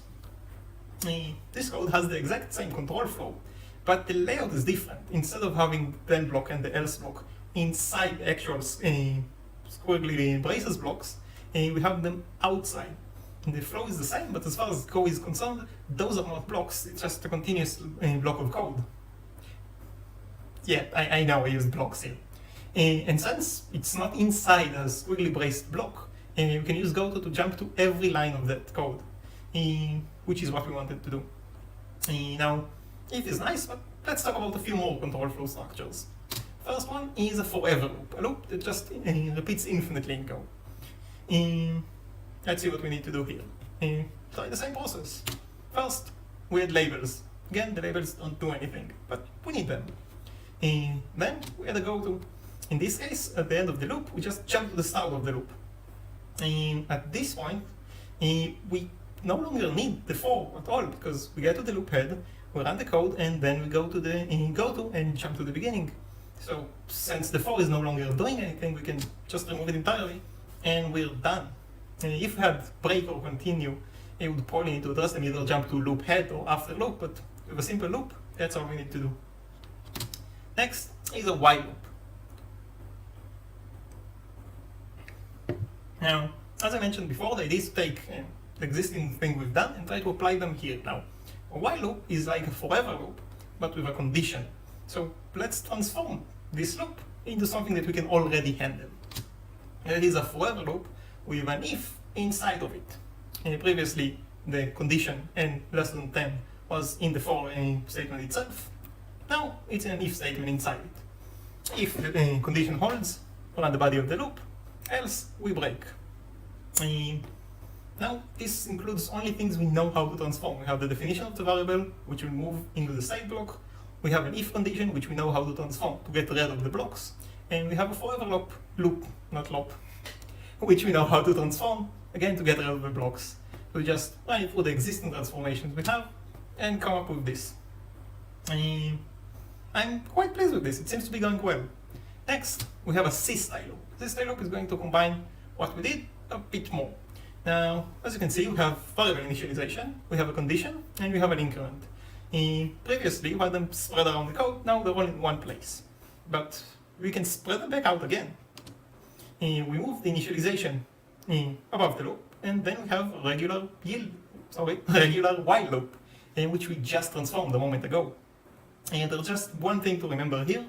If we were to have a continuous statement, it would have to jump to the increment of the loop and not to the head of the loop. Otherwise, we would get stuck in an infinite loop. Since this is just the pattern we transformed in the previous slide, we know what to do now, and we can go ahead. The next interesting type of loop in Go is a for range. Now, there are multiple types of those. We'll start with slice.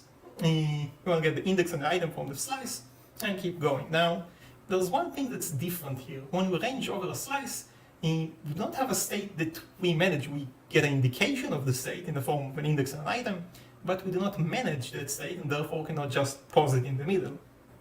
To manage that, we're going to add something that's called an adapter. An adapter is going to take a slice and convert it into an iterator. Just going to go over the slice, index by index, and get the values from it. So we call the slice adapter to get an iterator. Then we have a while loop, like we used before, that iterates over that iterator using iterator.next and iterator.value. Specifically for slice adapters, value would return 2 items, because we need both the index and the item, not just one of them. And from this point, we can freely transform it using what we've learned before.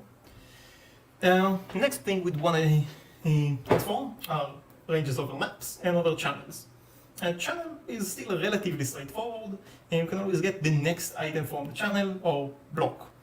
A map, on the other hand, is slightly different. You see, besides being a key value store, it also does not guarantee iteration order. If we iterate over a map once, we'll get a specific iteration order, and if we iterate over it again, we may get the same one, but we probably wouldn't. Which means that we can't just start going by index over the map. This means that the map adapter is going to take the map and transform it into a slice first. And a slice contains pairs of key and value, and we're going to iterate over them. This also means that if you transform your map during the iteration, the iterator would be completely unaware of that, because we have copies of all the values. But generally, try not to change things while you're iterating on them. It doesn't matter if you're using slices or arrays or something else, it's usually going to confuse you and your code, and bad things might happen. And this is the less control flow structure that we're going to talk, but generally the same logic applies to every control flow structure in Go. If we have a switch, we can break it similarly to an if. If we have a select, we can do the same thing, take the blocks of code and move them outside. In some cases, we're going to have to add adapters to make sure that we properly transform the code. But the same logic can be applied to every control flow structure, with one exception, defer. And that's not a technical limitation, that's a conceptual limitation. And there's a big question of when should we actually execute what we defer. And one option would be to execute the deferred code in every iteration of the next function. But this is probably not what you're looking for when you're trying to manage resources for a generator. You would want to initialize the resource at the beginning, and when you finish the iteration, you want the deferred resource release to actually execute. So that's another option. We can execute defer when we finish iteration. But what if we do not finish iteration, we just stop in the middle? Then defer would never run and your resource would not be released. Since the reason we start with generators is to allow you to stop in the middle and not consume the entire sequence of data, that is not a good solution either. So my opinion personally is that we should disallow defer in generators, and if you want to manage a resource, create a resource, defer its instruction, then create a generator using that resource, and have it managed and the resource managed externally to the generator. It's generally simpler and keeps the generators a lot simpler in design. And that's basically the technical part done, and we have time for a demo. And the demo is relatively straightforward, and we have a package that implements a Fibonacci number generator. And you can see all the things that we discussed before. We use a build tag, gen, to indicate that this is pretend Go code that we want to generate generators from. And then we import the gen library, because again, we need something to define the generator and yield. We had a go generate line, because we want to generate our generators from this generator definition, and then create a Fibonacci number generator.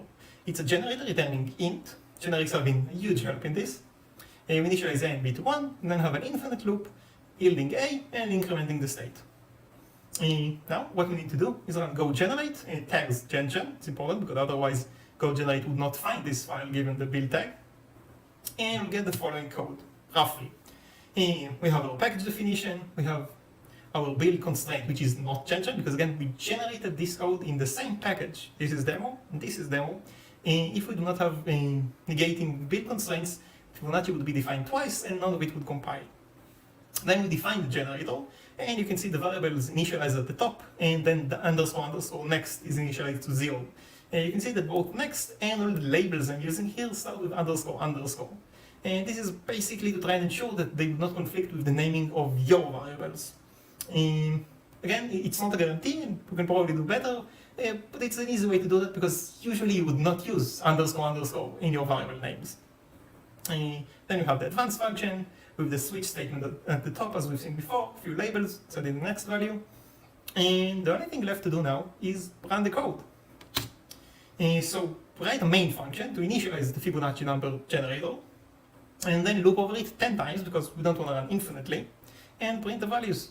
Run go run, and it works. And again, you've just seen the code. You don't need to trust my compiler or my runtime library. You can see the entire code because it was generated. You can just get rid of my code and run only the generated code in your product. So you can experiment with it any place you want. And that's it. Thank you. Now, I did mention that you can experiment with it right now if you want. So the code itself and the demo is already online on GitHub, tmr232/gen. And there's a demo, gen demo, which includes everything you need to actually start running it without writing your own code. And obviously it's available at package.go.dev. And leave it on so that you can see the links and go to the code. And you're free to contact me with anything if you hate it, if you love it, if you want me to add a feature, because well, there are missing features and bugs at the moment. That's it. Thank you. Hope you enjoyed.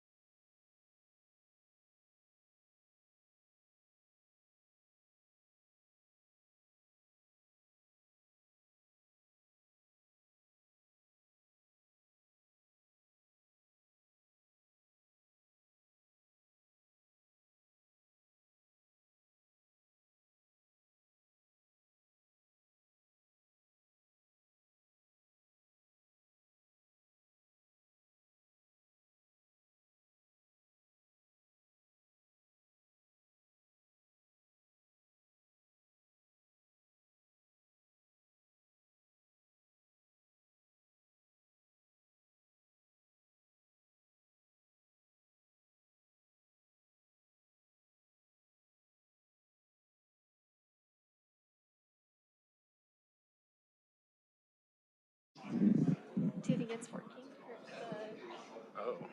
the streaming. I mean, like.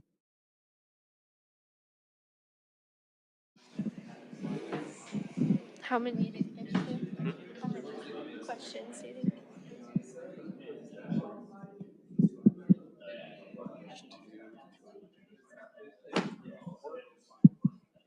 Four.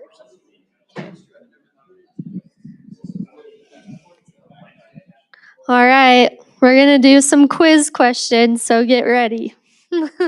We have some books to hand out to the person who has the right answer. So, all right, first question. What version was Go mod introduced? Not quite. Wait, sorry, what was that? Yep, that's right.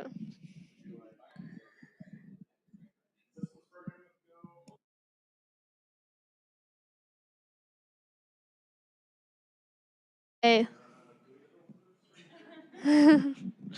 All right, next question. Who made the first commit to the Go repository?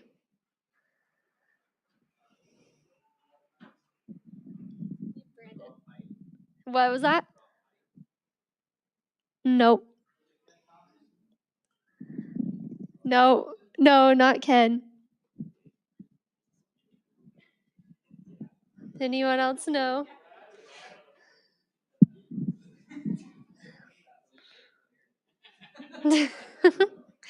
Okay. Should we just skip that one?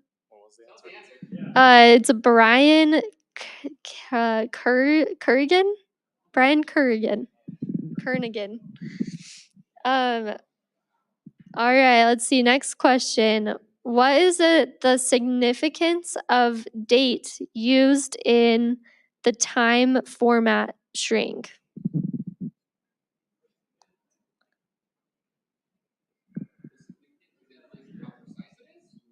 Well, like, I don't know how to. It is.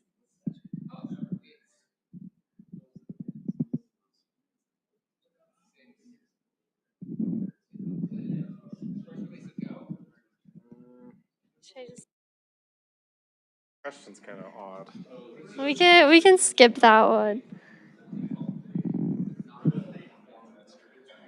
The answer is it's sequential 1, 2, 3, 4, 5, 6, 7. Yes.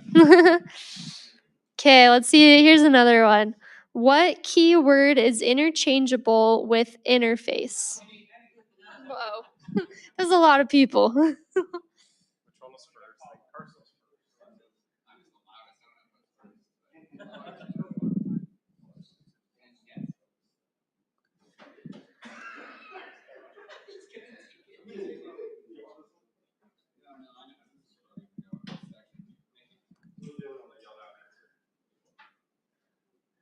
Okay, we'll do one more question here. Okay, what language was the Go compiler originally written in?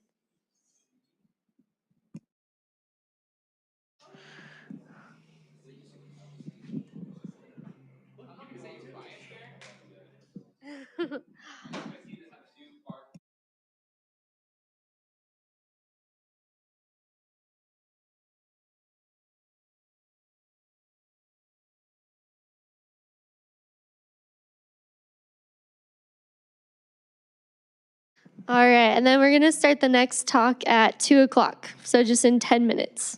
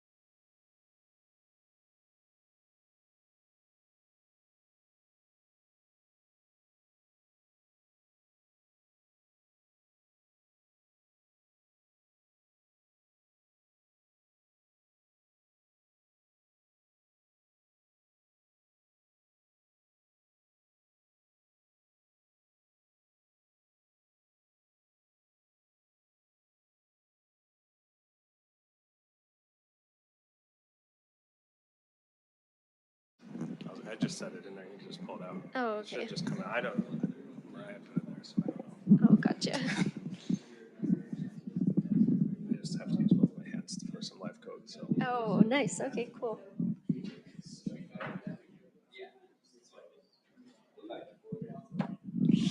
All right, we're gonna go ahead and have our next talk here by Boston Cartwright. Boston is a software engineer from Southern Utah. He is currently at Vasion, supporting businesses in their analog to digital transformation. He loves to write fast microservices in Go and SQL, and as well as developer tools to increase the developer experiences of his fellow engineers. He also follows spaceflight and Formula One. So we're very excited to hear from you, Boston. Thank you. Awesome. I hope this works okay. You hear me just fine? Cool. I'm really excited to be here. This is awesome to be here at Go West. This is my first time giving a conference talk, so I'm a little nervous. We actually have live code, so we'll pray everything will work. That's what we're hoping for, right? So she did a great introduction. I'm a software engineer at Vasion. And I've been in the Go community for about 4 years, writing Go for about 4 years, and I've come to love it. So today we're going to talk about database SQL. We'll look beyond it and the pattern that drives it, that I've named here the driver pattern. So let's dive right into the agenda. I want to look at some database, what I consider magic. It's not really magic, it's just clever code, but we'll take a look at it. We'll look at dependency injection, how the pattern used in database SQL is different than normal dependency injection. We'll look at what this pattern really is, the portable type and driver pattern, and specifically the driver, and then we'll talk about event buses at the end and how it all ties in. So to start off, I wanted to look at some database magic. I have some live code here. I'm going to move this here because that's what I'm used to. If we look inside this folder, I have a couple different sections for the talk today. One about databases, two about caches, and the third one about event bus. So we'll look into the first one to start off, and we'll go right into main.go inside here. So this is a simple script that I wrote before coming on to go and get movies from a database, specifically movies where their rating is greater than 4. So we have this simple query to go and get all the movies where the rating is greater than 4. So 5 out of 5, only good movies. That's all we watch, right? So it goes through, it goes and gets all the movies and prints them. Currently it's set up to use a Postgres database. And I have a little Docker compose that will spin it up for us while we're here. So, and that will spin up Postgres for me, and we can run this, and we should get all movies that are greater than 4. So all movies where the revenue or the rating is 5. So that's simple. So let's look at how that really works. In order to talk to a SQL database, you import database SQL. You then have to do a blank import for the driver, PQ being the Postgres driver in this case. Then you open the database and you pass in the database driver you want to use as a string. And then you get a DB out of it and you can query off of that. That's what we ran our query off of. And so it's kind of that simple. That's all we had to do to show it here. We have that SQL open and we have that query. And it's awesome. This driver is just this Postgres and it's right there. But if we wanted to switch what database we're using, all we have to do is change that blank import and change the string for the driver we're picking. And then it uses that new driver, right? So if I go here and I've already prepared a SQLite database here, I can save that. We can go run, and I've seeded them with the same data, so we should get it. I can take down the Postgres server, and we can run it again just to show we're hitting the SQLite version as database instead of the Postgres one. So there's kind of some magic in there. We were able to just change the string, and we were able to still query the database, all the same stuff come out, which is kind of cool. But that's kind of different than dependency injection. And to really explain that, I want to do a quick recap on dependency injection. Many of you might actually be familiar with it, but we could do a quick recap. In this example, I'm using a cache. If you're familiar with Go dependency injection, you know you create an interface, and then you create structs that implement the methods on that interface. and then it thus implements the interface. So I have this cache that has a get and a put. Really simple. We could add time to live and stuff, but for this example, it's just a simple example. And then if we wanted to create a struct that implements it, in this example, I'm using an in-memory cache, you would just implement those methods, the get and the put, right on there, and then you have one there. So I have that example as well. If we go into the to folder, we can look at the cache. We have the two methods I showed on the slide. And then I've also implemented here the in-memory cache, like I showed. We have the get and the put, and same for the Redis. I've also implemented Redis here, and it has the get and the put as well. So if we look at our main.go, this one, we create a cache. Depending on the switch statement, we'll create a Redis cache or an in-memory cache. We put a simple key value pair on it, data to go rocks, and then we get the data out of it, and then we print it. Really simple one here. If we run that, I have a Docker Compose that also spins up a quick Redis service for us to show that. So if we run it and we get data go rocks. If we wanted to change that in this example, just like how we did with the database, we would just change what our cache type is. So I could do not Redis, and it should then default to use the in-memory. So if I take that down and I run main.go, we get the same result, right? We're using the same interface, so it works exactly the same way. Something to note here is we create this repo, which is that cache.cache type, and then we put things on here, and this repo here is still the cache interface. We don't know what the underlying backend is. All we know is that it has these methods on it. It's just important to note there. Now, how is database SQL different than the cache, right? And if you've used it before, you might know that this DB that's returned from SQL.open is not an interface. It's actually a struct, and it has methods on it. So we're not getting an interface that is or a struct that's implementing everything in the DB. We're getting an actual struct that has implementations on it. So I kind of want to dive deep into that, and to show that, I really like to look into the Go standard library source to demonstrate it. So if we look at, we just peek the definition of the SQL.open, we see it returns a SQL.db. If I go to the definition of this, we can see that, and I go to the definition of DB, and we see it's a struct. It has a number of properties on it, talking about connections and closed things and a mutex, things like that, but it's still just a struct. And if we go back to in here, we can look at one of the common methods you might call on your DB to see if it's alive is to ping it. So the DB has a method on it to ping, and this one takes into context, so it's ping context, and it does a bunch of stuff and eventually returns a result of actually pinging the DB. And so what's really unique here is if we go to this DB, we look back at this struct, we have this driver connector, and that's how it actually talks to the database. So this connector connects to the database and then does everything else on top of it. So these drivers implement this driver connector and then the further interfaces they need to. We'll look at that a little more, but I kind of want to bring up this diagram that shows that. So we have the DB, that's the struct that I was just showing. And then we have the driver, and then we have like the PQ, the Postgres driver, or the SQLite driver. These drivers implement this driver interface, and then the DB uses that interface in order to make the calls. This is called the portable type and driver pattern. There's not really an official name for it. The Go Cloud Development Kit has kind of named it this. I like to shorten it as the driver pattern because it's a really long name. But you can see that the DB is the portable type, and then we have different drivers that can work on that portable type, which is really cool.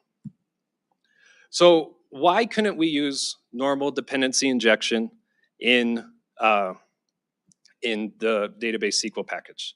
Well, there's a few things I want to point out here. Adding new capabilities requires all implementations to update. So if you were to add a new method on an interface, now all implementations, all the structs that actually implement that have to go and implement that new method so that it works everywhere. So it's a breaking change. Another thing is encapsulating functionality that is common to all database backends and all implementations is difficult. This is the biggest benefit I kind of see from this pattern, is that database SQL does things like connection pooling or checking for a bad connection and beginning transactions and things like that, that the drivers don't have to implement that kind of stuff. Every driver, the Postgres driver, SQLite, it doesn't have to retry the connection several times. It knows that the database SQL will do that for them. On top of that, Go recommends interfaces to be small.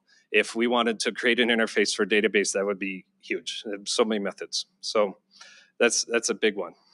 So that's kind of where this dependency injection gets elevated. We're able to encapsulate that functionality to all of them. And I was kind of showing that before, but I want to show it again.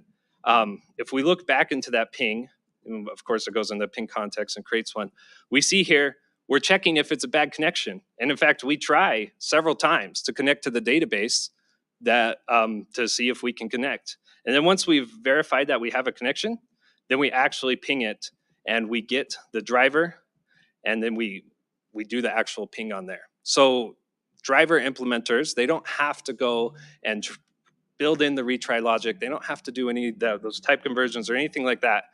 Database SQL does it for them because it's similar for all database backends, which is really cool.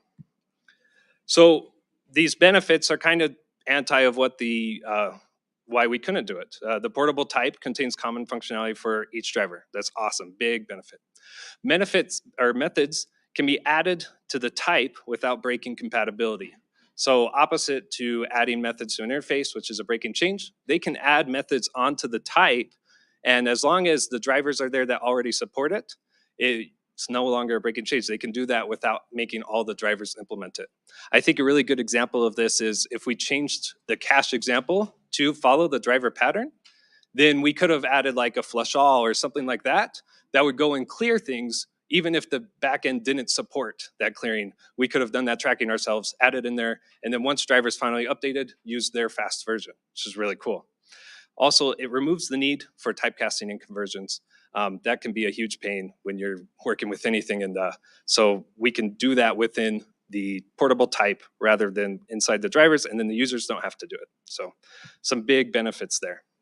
Now, when we think about this pattern, what are some other applications for it?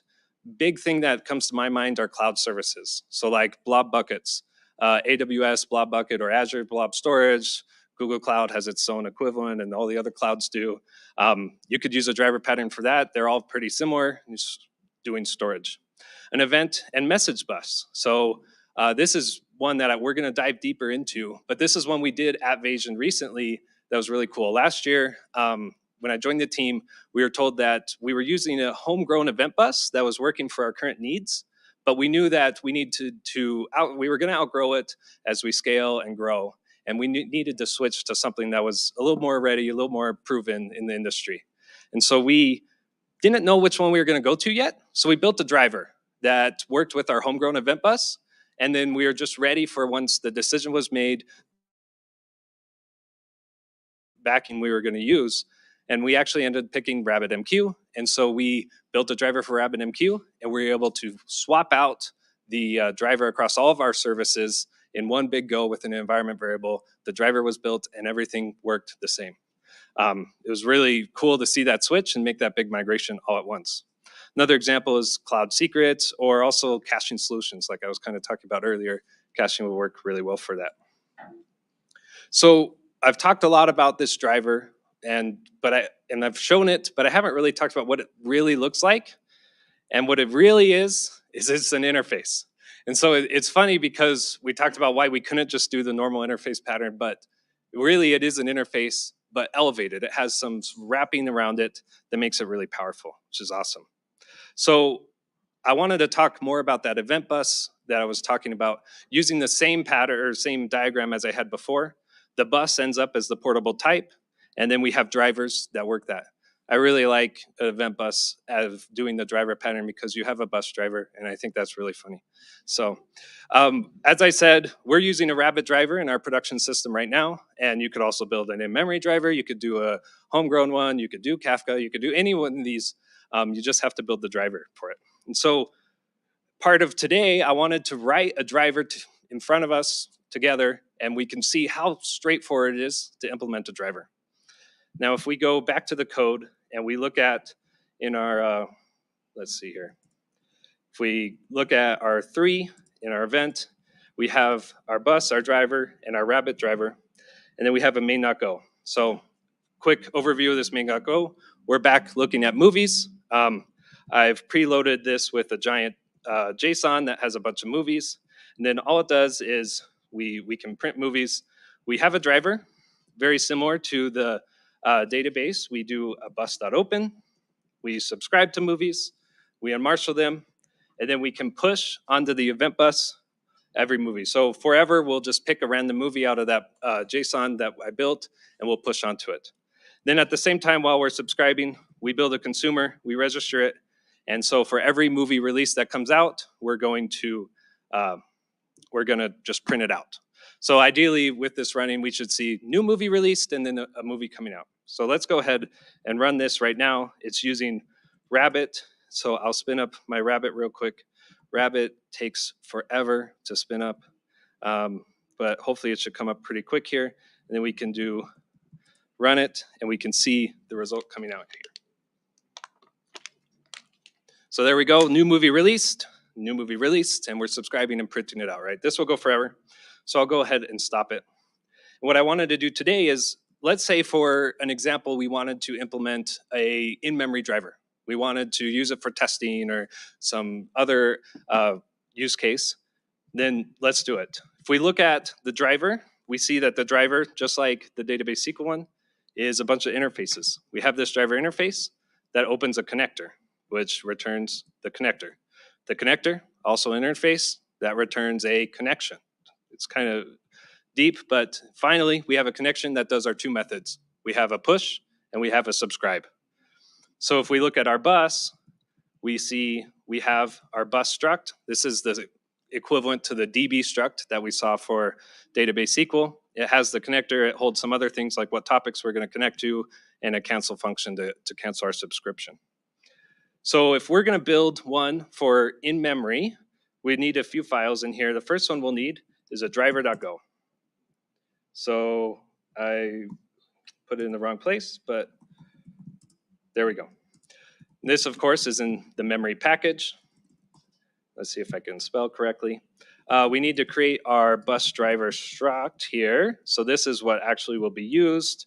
And then we need to implement the methods off of our driver. So this one is our driver. So the method we need to implement is open connector. So for our in-memory, this isn't going to do much. Let's see here. It's going to be the bus driver, and then I'll just paste that I copied over. I'll bring the driver, and I'll make sure I have the right import because there's a lot of them. Connector. And now, ideally, when you're opening a connector for an outside source like this, you'd want to create your connection. So this is going to create our connector. We haven't created that struct yet, but we will. Maybe we want to test our connection to make sure it works. So if it doesn't work, then we can return that error, right? And then we'll return our connection. Now, this last part is really important here. We need to initialize our driver. So this is how passing in the string, it knows that we have this. So we will register our driver, and we'll call it memory, and we'll supply our bus driver here. So this is a really cool pattern here. You can look into after the talk, or I'm happy to talk about it. It's really cool. This is how we just pass in the string, and it knows which driver to use as long as we've imported it. So now that we've created our driver, let's create our connector. And this is in my way. Okay. So we have our connector now. This is the same package, memory. And then in here, we have our connector type. And let's take a look at what methods we need to implement on here. It's just connect. So that's not too bad. So we can implement that. So we'll go, we have the connector and connect. And this is going to return a connection. And let's make sure I implement the right driver. It's a long import string.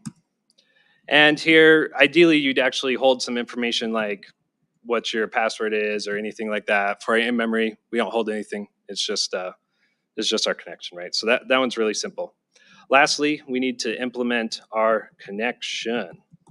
So if we go into here, it's the same package memory. And I think for our example today, since it's in memory, we can use a global store to store our messages on the bus. So this can be, we'll use a sync.map. That way it's concurrent free, but really all it is it's a map and it has the topic.name, and then it will be a channel that is a driver.message, right? So we'll keep a map that has all the topics, and then we'll have a channel, and then in memory, we'll just put things on the channel. You get it off the channel for that topic, easy peasy. So then we'll create our type. So we have construct. And then lastly, just like we did with the others, we need to go and find the methods we need to implement. So if we look at push, we can go and we can implement push here. So we have our con, and we'll implement push. We have our driver.topic, and once I import this once, I should be good. And we have a driver.message. So to push onto our bus, like I said, we're just going to use a map. So we need to go and get our value off the map. So we'll go get it. We'll do the store and we'll load. If this topic hasn't been created yet, then we'll create it for us. So we'll get it up by the key, which is the name. And if it hasn't been there, we'll create it. So whoever gets it first creates it. Because we're using a concurrent map, we have to do a typecast on it. So we'll typecast it to our channel of driver.message, and that will be, we could call that CH. And so if it's not a channel.message, then we have a big problem. That's a big error. Hopefully it shouldn't happen. We control what's in the map, but that's a big error. Ideally, you'd put a better message there, but for the example today, it's okay. And then we'll just put our message on the channel, and we've successfully pushed. So that works for the push. So the next one we need to implement is the subscribe. I'll just copy that real quick, and we'll go back to it. And then we'll implement subscribe. Now this takes in a number of topics that we're going to subscribe to. So we'll range over those topics. So topics.range. And I'll just rename this so it's nice. And then for every topic, we need to do the same thing as we did up here. We need to get it off the bus. So that's 5 down. So I'll just bring that down here. And then we'll create a Go routine for each of these. That way we can subscribe in their own Go routine. We'll take in the driver.topic and we'll take the message. So let's see here. This is a driver.message. That's right. And of course, we'll call this with our topic and our channel. So inside here, all we have to do is call, or we'll do error is equal to the topic.consume function. So we'll call the consumer with the message. We need to get the message first. So we'll just loop over all the messages on the channel. And then for each of those, we'll call the consumer. If we get an error there, we could log that say error consuming message on topic queue, and we could do that. So we'll pass in the topic name and the error, so we can have a print of the error. Finally, we need to listen until we're done subscribing. So we'll listen to the context.done. So we'll take that in, and then if we have an error, we'll do context.error. So easy peasy there. We've implemented those two methods. So now we've implemented everything in the driver for this in-memory database. So if we go back to our main.go, we should be able to just swap out our driver name here. So we called ours memory, right? So we'll do memory. And then the other thing we have to remember to do is to swap out our blank import. Now I could leave this one. It's not gonna hurt anything, but I don't want to import too much. So now let's see, Rabbit is still up, so I'll take that down. Just so we know that it's not gonna use Rabbit in the background. Rabbit is really slow. Okay, so now we can run main.go, and I have an error because I'm live coding. So let's see here. memory. Oh, yeah. Yeah, you're right. Thank you. Easy peasy. So now we run it. We get the same results. Granted, it's random, so it's not the total same, but it's the same bus that's coming through, same messages. All these movies are getting released, which is awesome. So we were able to do that today in less than 10 minutes or so, which is really cool. So kind of a final recap on this pattern. Database SQL is complex. It's evolved over years of working and of them changing it and getting better. But it's really taken advantage of this portable type and driver pattern. If you look in there, it's pretty intense, but it's really cool to learn from when you look into that source code. Second, cloud services are really well suited for applications of the driver pattern. I'm sure there's others you can think of right now, but cloud services are awesome. And then creating a driver implementation is straightforward. We were able to do it within less than 10 minutes about today, just as I've been talking here. So it was really cool to be able to put that together with everyone. So thank you so much. I hope you learned something about drivers.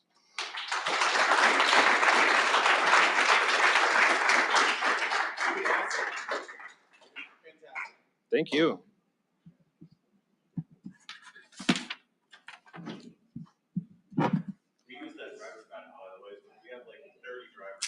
That's awesome. For all the event ones, it's exactly to the T what you described. Exactly the same.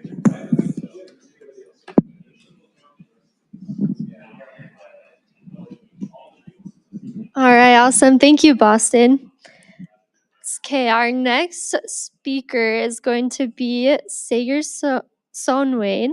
Sagar is a software engineer Hello at everyone. software in India. He's been writing Go code for more than 2 years.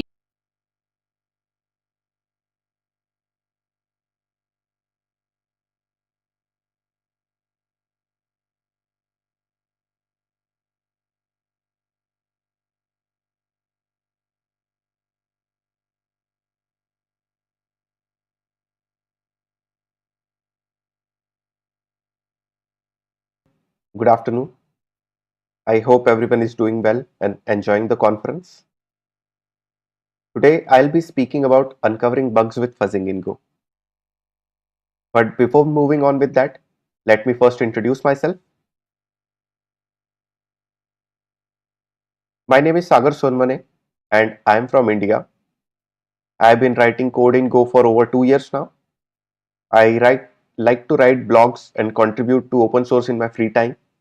And when I'm not coding or writing, I like to watch some anime. I work as a software engineer at Joe Software. Here, I am not talking about your friend Josh. Josh stands for passion and enthusiasm.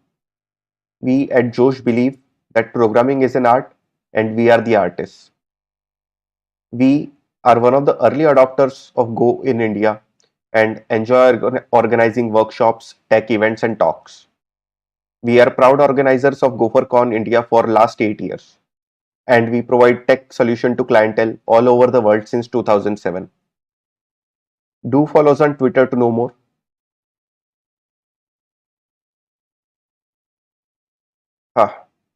Bug in my own backyard. When your application crashes on production because of some bug you are not able to catch on time.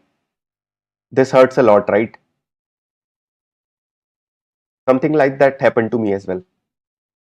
I am currently working on a security domain project which deals in providing secure zero trust access without relying on network centric solution like VPNs. Our system architecture is quite complicated, but for today I'll stick to this small part which is relevant for now. Here we have a REST API server and one auth server, where both services use MySQL database and Postgres database respectively. So one not so fine day, a pen tester in our team decided to try out something, and he made an API call to REST API server with a null character in the request body. Now REST API starts to process the data and saves it in MySQL DB and then passes it on to auth service through WebSocket for further processing. But the thing with Postgres databases, it does not allow storing null characters in it, which in turn failed the process. Now, if this had effect only on that API call, this would have not been a big problem. But that was not the case at that time. This so small looking issue totally screwed up syncing of all other components of our stack with the auth service. Yeah, so this was it. We had to face a lot of embarrassment at that time because of a simple null character we missed to test our API against. And let me tell you something. If we had first tested our API, this bug would have been caught in matter of seconds. I wish I had known first testing at that time, but I didn't. So now let's keep this aside and move on to some another problem my friend Ross had to face. So meet my friend Ross. He is a fellow gopher and he likes to code. One day Ross gets a task to write a simple reverse function. Very easy, right? And Ross thinks the same. He thought, this is so easy. I can write this in my sleep. Just look at him. So smug, not even looking at the screen. So this is what he wrote.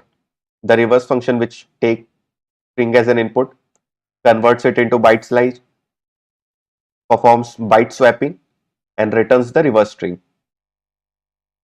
I don't see any problem in this right now. Do you? But let's move on for now. Just to be sure that his code works properly, Ross also wrote the test cases. I think this covers everything, right? A simple hello world string, an empty string, and a string with some numerics and special characters. Looks good to me. Now the test cases pass and Ross's code get merged and released. Ross is very happy and chilling right now. But something happens over the weekend. Something bad. The application crashed because of an edge case he missed. Ross is furious right now. He is thinking how can his code break even after testing it. He did the testing manually. He wrote the test cases, everything was passing, but still his code failed. Why? So Ross starts debugging the application logs in search of the bug now. And he found out that someone passed €1,000 as string input and reverse looks something like 0001 and question mark question mark. What is this exactly? What happened here? So here the input string contains a euro symbol, which is a Unicode character and takes more than 1 byte to store the value. And since the function written by Ross performs byte swapping, so when we reverse it byte by byte, this fails. So Ross missed an edge case here. He didn't consider having special Unicode characters in a string. Now the thing is, Ross neither wants his code to fail because who likes a failing code and that too on production, nor he wants to write million test cases for every program he writes. He'd prefer shooting himself over doing that. Not knowing what to do now, Ross comes to me and asks for my help.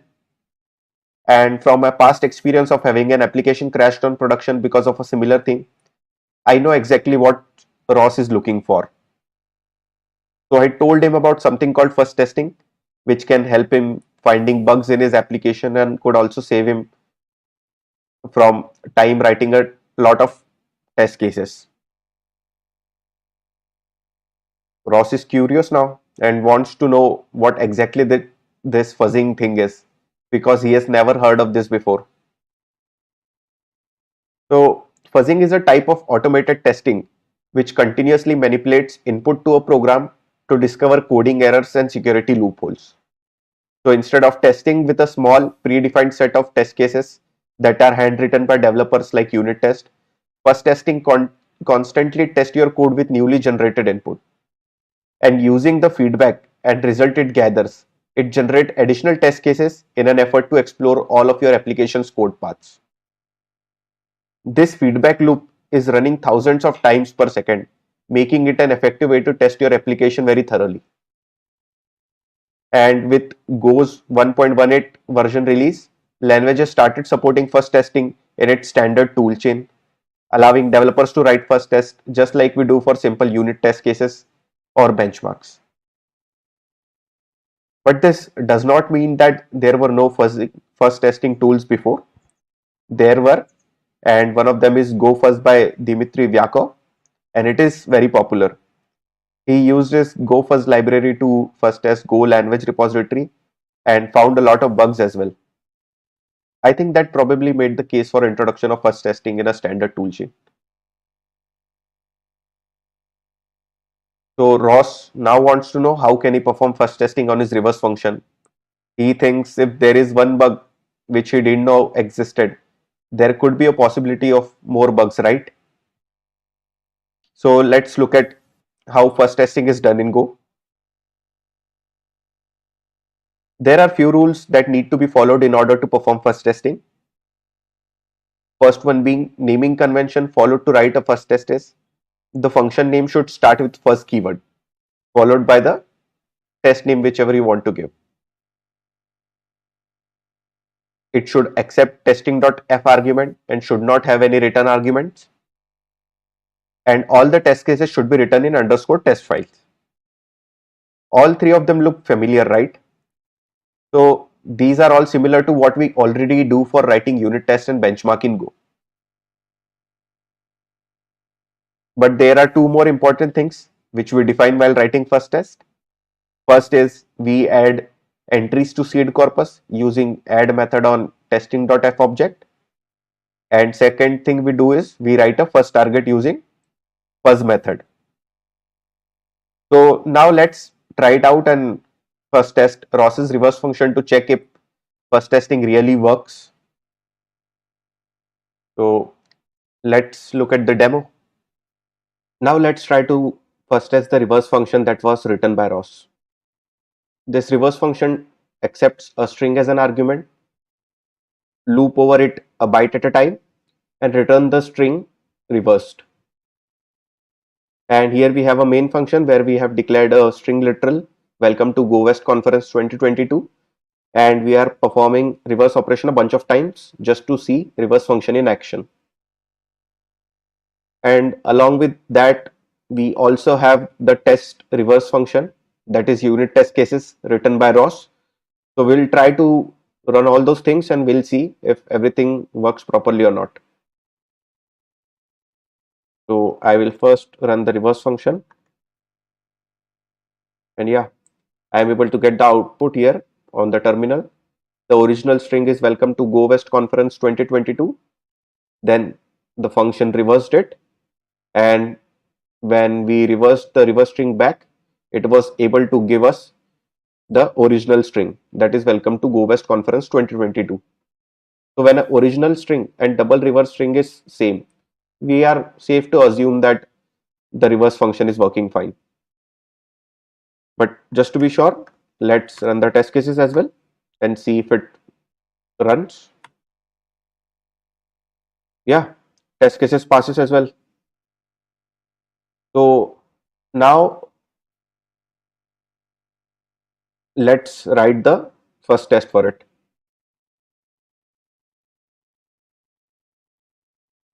So just for the sake of demo, I am commenting the unit test I have already written, and I have already written a first test here. So I'm just going to uncomment it. And a few minutes back, we saw some rules to write a first test. So we'll just quickly go through them and we'll verify if the first test which we have written here is up to the rules or not. So the first thing which we saw was the naming convention, which is the first test name should start with fuzz keyword here. And as we can see, the test name here is fuzz reverse, so it is following the rule number 1. Then after that, we should pass a testing.f argument to the first test. So that as well we are doing. After that, what we have here is we are adding some entries into the seed corpus, and for that we will use the test input we had in our unit test cases. So this hello world string, empty string, and 1, 2, 3, 4, 5, all these values we are adding to seed corpus entries by using this add method on testing.f object. But what is seed corpus? So seed corpus entries are provided to the first target as a starting point, and the quality of seed corpus has huge impact on fuzzing efficiency. That is, the higher the quality, the easier it is for the fuzzer to discover new code path. And now we will write a first target. That is the last part of our first test. So in simple terms, first target is a function under test, and it will be executed for already present corpus entries and generated values while fuzzing. So it is provided to first test by passing the function to f.fuzz method. So here we have this f.fuzz method, and we are passing this first target to it. So there is one thing to keep in mind, that the order and type of arguments we are providing to first target, as well as the this f.add method, both should be same. So here we are providing only one input argument, that is original, that is of type string, and same we are doing for this f.add method as well. We are providing a string input to it. And one thing with fuzzing is that it has a limitation, that when writing unit test, you could predict the expected output of a reverse function. So when I am passing a string ABC to reverse function, I know I am gonna get CBA, and I can verify the actual output meet those expectation. But you don't know what will be the input from fuzz engine, so you cannot tell what will be the output. So for this, you need to identify some invariants in your code that should hold true in any case. And for our reverse function, we have a few properties that we can verify. The first one is reversing a string twice preserves the original value, and the second one being the reverse string should be a valid UTF-8 string. So we have the conditions added for both of these properties. We are checking if original not equal to double reverse, and we are checking if the reverse string is a valid UTF-8 string or not. So now let's run the test with simple go test command. So when I do it like this, it will run all the seed corpus entries against the first test, and it will act as a unit test only. So as you can see, it is running the first test against seed corpus entry 0, 1 and 2. We had 3 seed corpus entries, hence 0, 1, 2. So now let's run the test as first test. So in order to do that, you need to use -fuzz flag and pass the function name.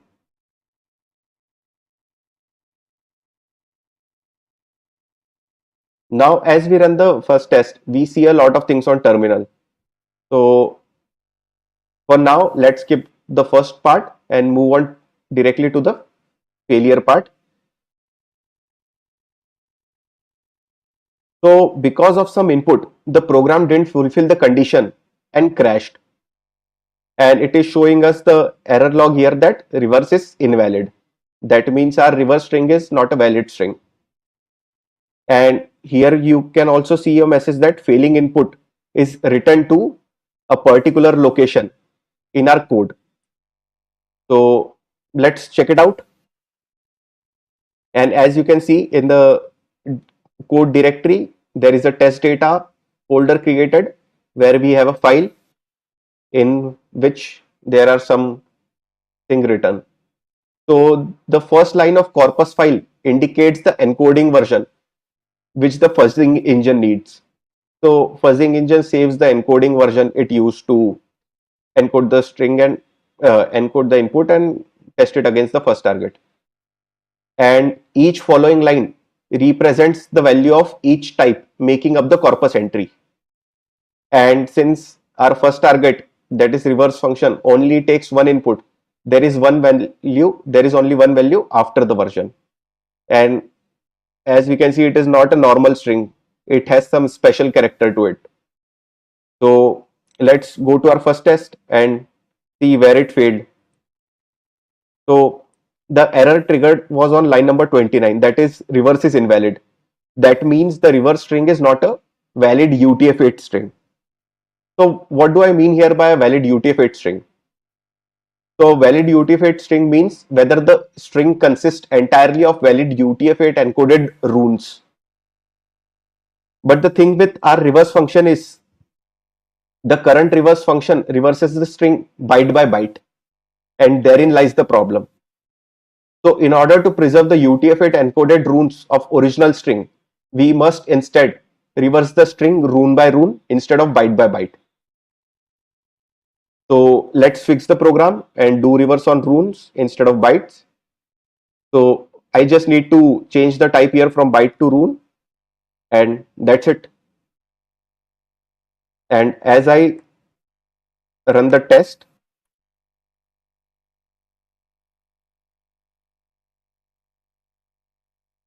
I'll see all the test cases pass for all the 3 seed corpus entries which we had before, and the new entry, the failing entry. So our test pass for the new entry as well. So yes, awesome. The bug is resolved now. So now let's run the first test again. So you can run first test n number of times until and unless you stop getting error messages that your program has crashed because of some unidentified input. So I am trying to run the first test again now, and I know for sure that it is going to fail again for some input. So yeah, it has failed again, but for now we will not see we will not do the hands-on for the solution for this part. I'll just tell you directly and you can try it out later. So the input because of which our function failed was this. So this characters which we see is not a valid input string, and since it is not a valid string, it was failing the output of our reverse function. So in order to fix this, what I need to do is I need to just add a check in my reverse function for a valid string at the beginning, and this should be able to fix the program. So when I run the go test command again, I can see that all the test cases pass now. So you can just try it out by yourself, the second part, and try to debug on your own what was failing the reverse function and how to fix it. So again, when I try to run the first test, now I know that there's nothing which needs to fix in my reverse function, and as you can see, the first test is continuously running. It will show you the elapsed time, that is the time first test has been running. Execs, that is the number of input it has tested your first target against, and it is showing me like millions of input it has tested against my first target in a matter of seconds. And some new interesting entries which Fuzz engine was able to find. And if I don't kill it, it will continue going on, and it will try to find more and more bugs. This fuzzing process only stops for 3 reasons. If I provide a time limit to it to run the first test, if I manually exit the test, or if it finds a bug in my program. So right now I'm stopping the process and all the test cases pass. It is showing me a pass at the end. So this was all about the demo for first testing. Ross's mind was blown when he saw that first testing was able to find all the bugs in his code within seconds. And he thought this is such an awesome feature, and it was so easy to do. He's just thinking that why didn't he find anything like this before? Because this could have saved a lot of time, and also saved him from getting embarrassed in front of his team. So yeah, this is powerful. So let's just do a quick recap of what we saw in the demo. This is what a basic first test looks like. It has 4 components. First is the first target itself. Second is the seed corpus entries that we add to direct the fuzzer. And then we have a first target, which is run continuously against generated corpus entries. Just one thing that we need to keep in mind while writing first test, that the entries to f.add and entries to f.fuzz should be in same order and of same type.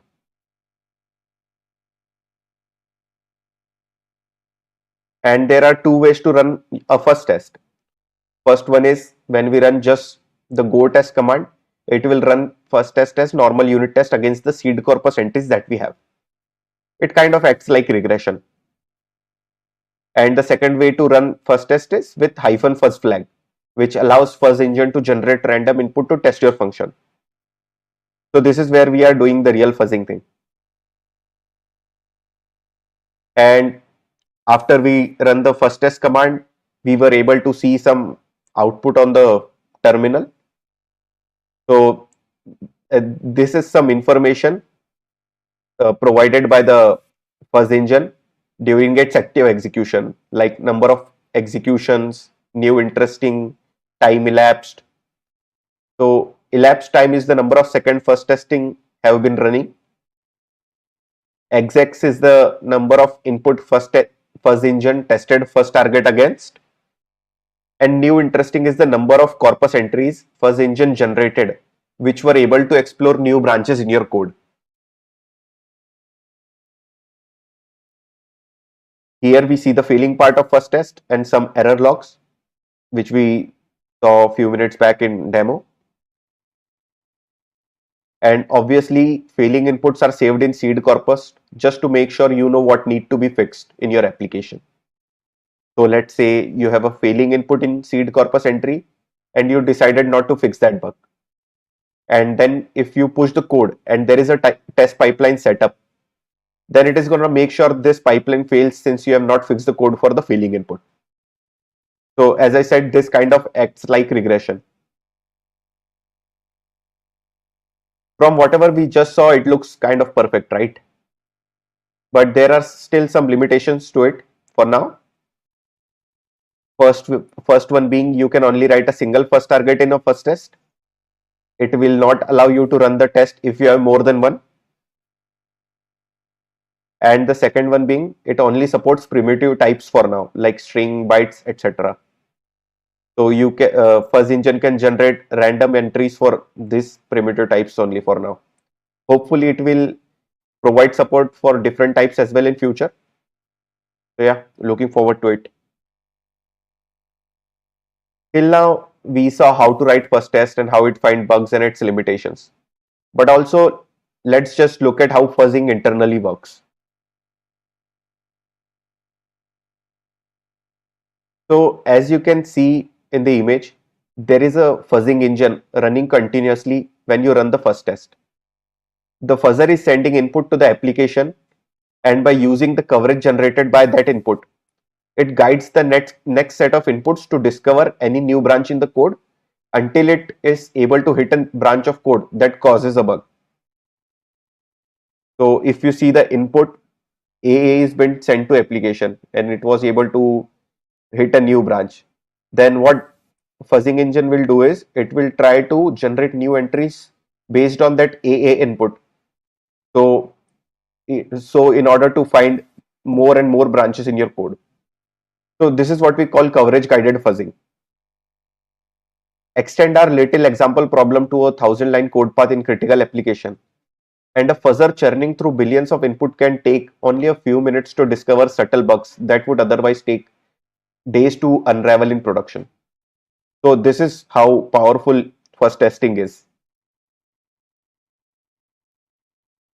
Now let's look at how fuzz tests differentiate from unit test with the help of an example. So let's take an example of a program for a maze. And let's pretend we have a robot up there at the top. And the input to the program we are going to be direction for the robot through the maze. So when we give the instruction down, left, down, right, and bunch of downs to robot, it will take the input and follow the direction through the maze. And we can see there is a bug down there. We actually verified it and it's a known behavior. So you can think of this as how unit test works. We instruct computer to look into our program at certain places for bugs. But the thing is, our program is a maze and there are a lot of places which could go undiscovered and could have other potential bugs which we didn't think of exploring. So this is where fuzz testing comes into picture. Fuzzing by itself comes up with input and tries to find out all the possible path in our maze-like program. So as you can see, randomly generated input down, left, down, right, down, left, down, left. So when we perform fuzz testing and it was able to generate this input, it was able to identify a bug which we didn't know of before. Fuzz testing test with random set of inputs without any assumptions, and since not a person but a computer is doing all this, fuzzer can test your program against thousands of input in matter of seconds.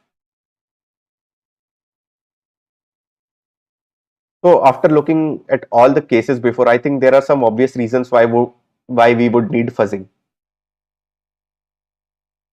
Humans are not very good at finding complex edge cases. At least I am not. So we do miss a lot of edge cases when we write unit tests. That's why fuzz testing can help with finding missing edge cases in our test case. Fuzz testing does not run under any assumption. It tests for anything and everything. Fuzz testing can be useful in identifying other kinds of bugs which unit tests cannot, like crashes, hangs, etc. And if you don't fuzz your code, some attacker might do it for you. And I don't think you will like it when that happens. So what to fuzz? Probably anything that takes an input. If your program has any publicly exposed API, you better first test it before someone use it against you. Embedded softwares and IoT application receives a lot of data from sensors and unknown sources. So we need to be sure that nothing breaks your program. Encryption libraries, cryptographic libraries, parsers are also some good example applications of fuzz testing. General problem with your code that fuzzing can identify. So an average Go API in production is significantly more complex than simple example of a reverse function we saw, which makes it even more likely that issues like unhandled error and logical bugs could go undetected. So fuzz testing helps finding those, and some problem like timeout, hangs can also be detected by fuzz testing. So who can fuzz? Anyone. Absolutely anyone can fuzz. You don't need to be a security expert or hacker to perform fuzzing. And as we already saw how simple it is to do that. So fuzz it. You will see the magic. Some general tips to write fuzzable code. Writing testable code means that even the smallest components are independently verifiable. And if your code is hard to even unit test, then it will be hard for you to fuzz test it. First target should only be dependent on the fuzzing arguments and not on any global state, because depending on global state might cause result in some false positives. And have your main logic as a separate modular entity, so it will be easy for you to set up fuzz test for.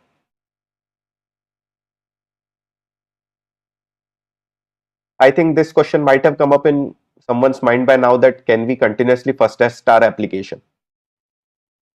So let me tell you, it is possible. OSS Fuzz is a Google's continuous fuzzing service and it is freely available for open source softwares. And as of May 2022, OSS Fuzz was able to identify around 29,000 bugs in Chrome, as well as 36,000 plus bugs in over 500 open source projects. So, number speaks for themselves. It is effective. We were able to find bugs in our reverse function in a second, but sometimes it can take time. A bug in OpenSSL was identified after 1.5 years of continuous fuzzing. So you may think it takes time, but it is effective. And in most of the cases, it will find the bugs in your program in first 10-20 seconds only. So when in doubt, just fuzz a bit.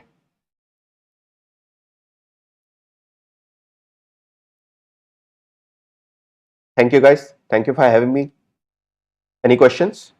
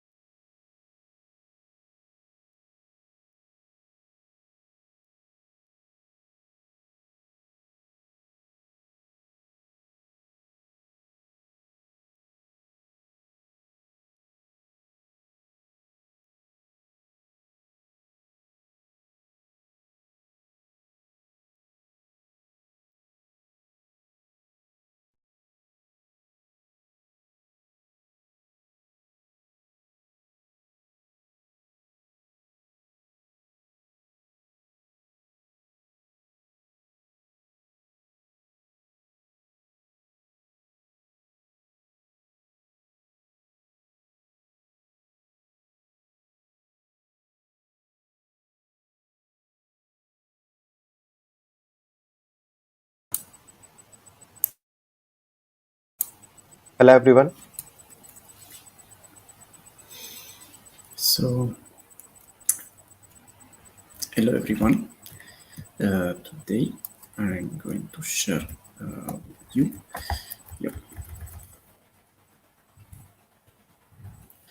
Today I'm going to share with you the first steps that you can take when you want to start developing a new web server. We are going to do some live coding today, and we are going to make use of the standard library only. So let's jump into the code and see what happens. Sorry. Okay, so the first thing that you want to do when you want to develop a new web server is to start your server by calling the HTTP package and the listen and serve function. This will enable you to start the server, and in our case we are going to start it at localhost 8080, and we are going to use nil as second parameter so that we can use the default implementation of the default serve max. Then we want to call the handle function because we want to define a root. So in this case, we are going to define an hello root on an object of type hello handler, which is going to be a custom implementation of the hello handler interface. interface. In this case, the hello handler interface is just an empty struct that is going to implement the serve HTTP method with the response writer and the request needed for implementing the HTTP handler interface. This is going just to return an hello world to the HTTP client calling this route. So if we test it, so we start our server, we curl lost 8080 hello, we have our hello world. That was easy, right? Let's make it a little bit more complex and accept a request in our from our client, from our HTTP client, containing a JSON object with the name field inside, so that we can greet anyone instead of just hello world. So let's cover this implementation and uncover the second one.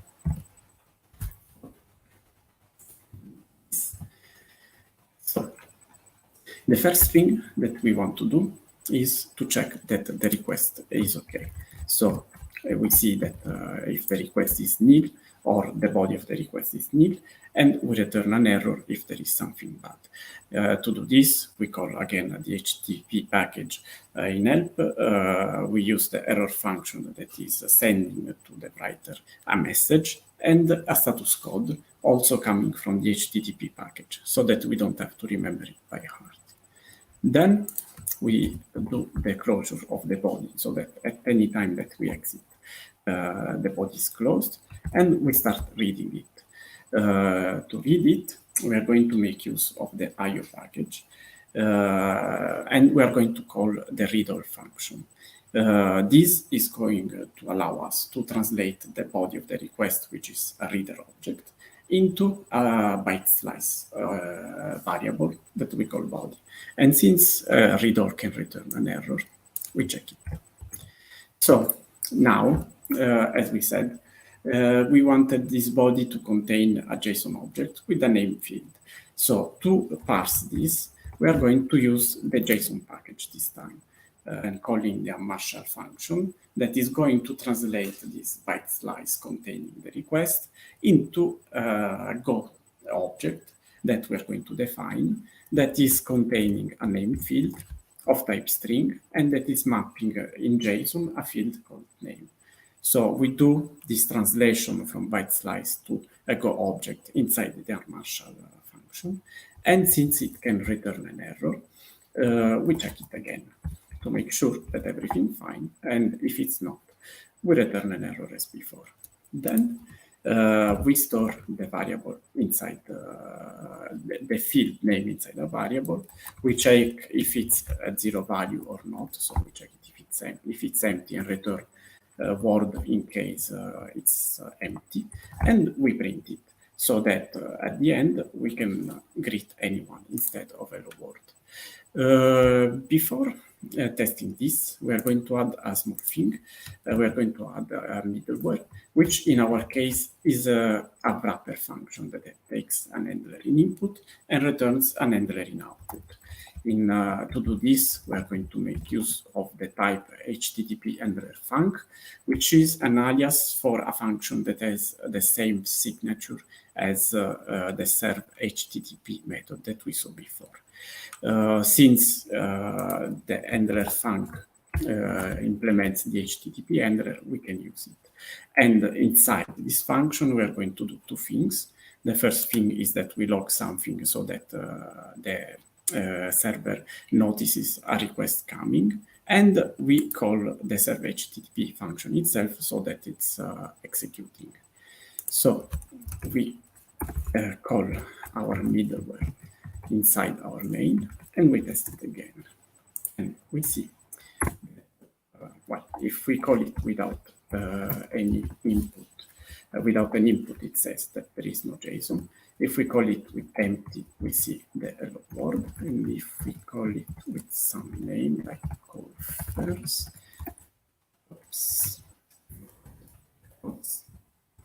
voila, we have our logo first.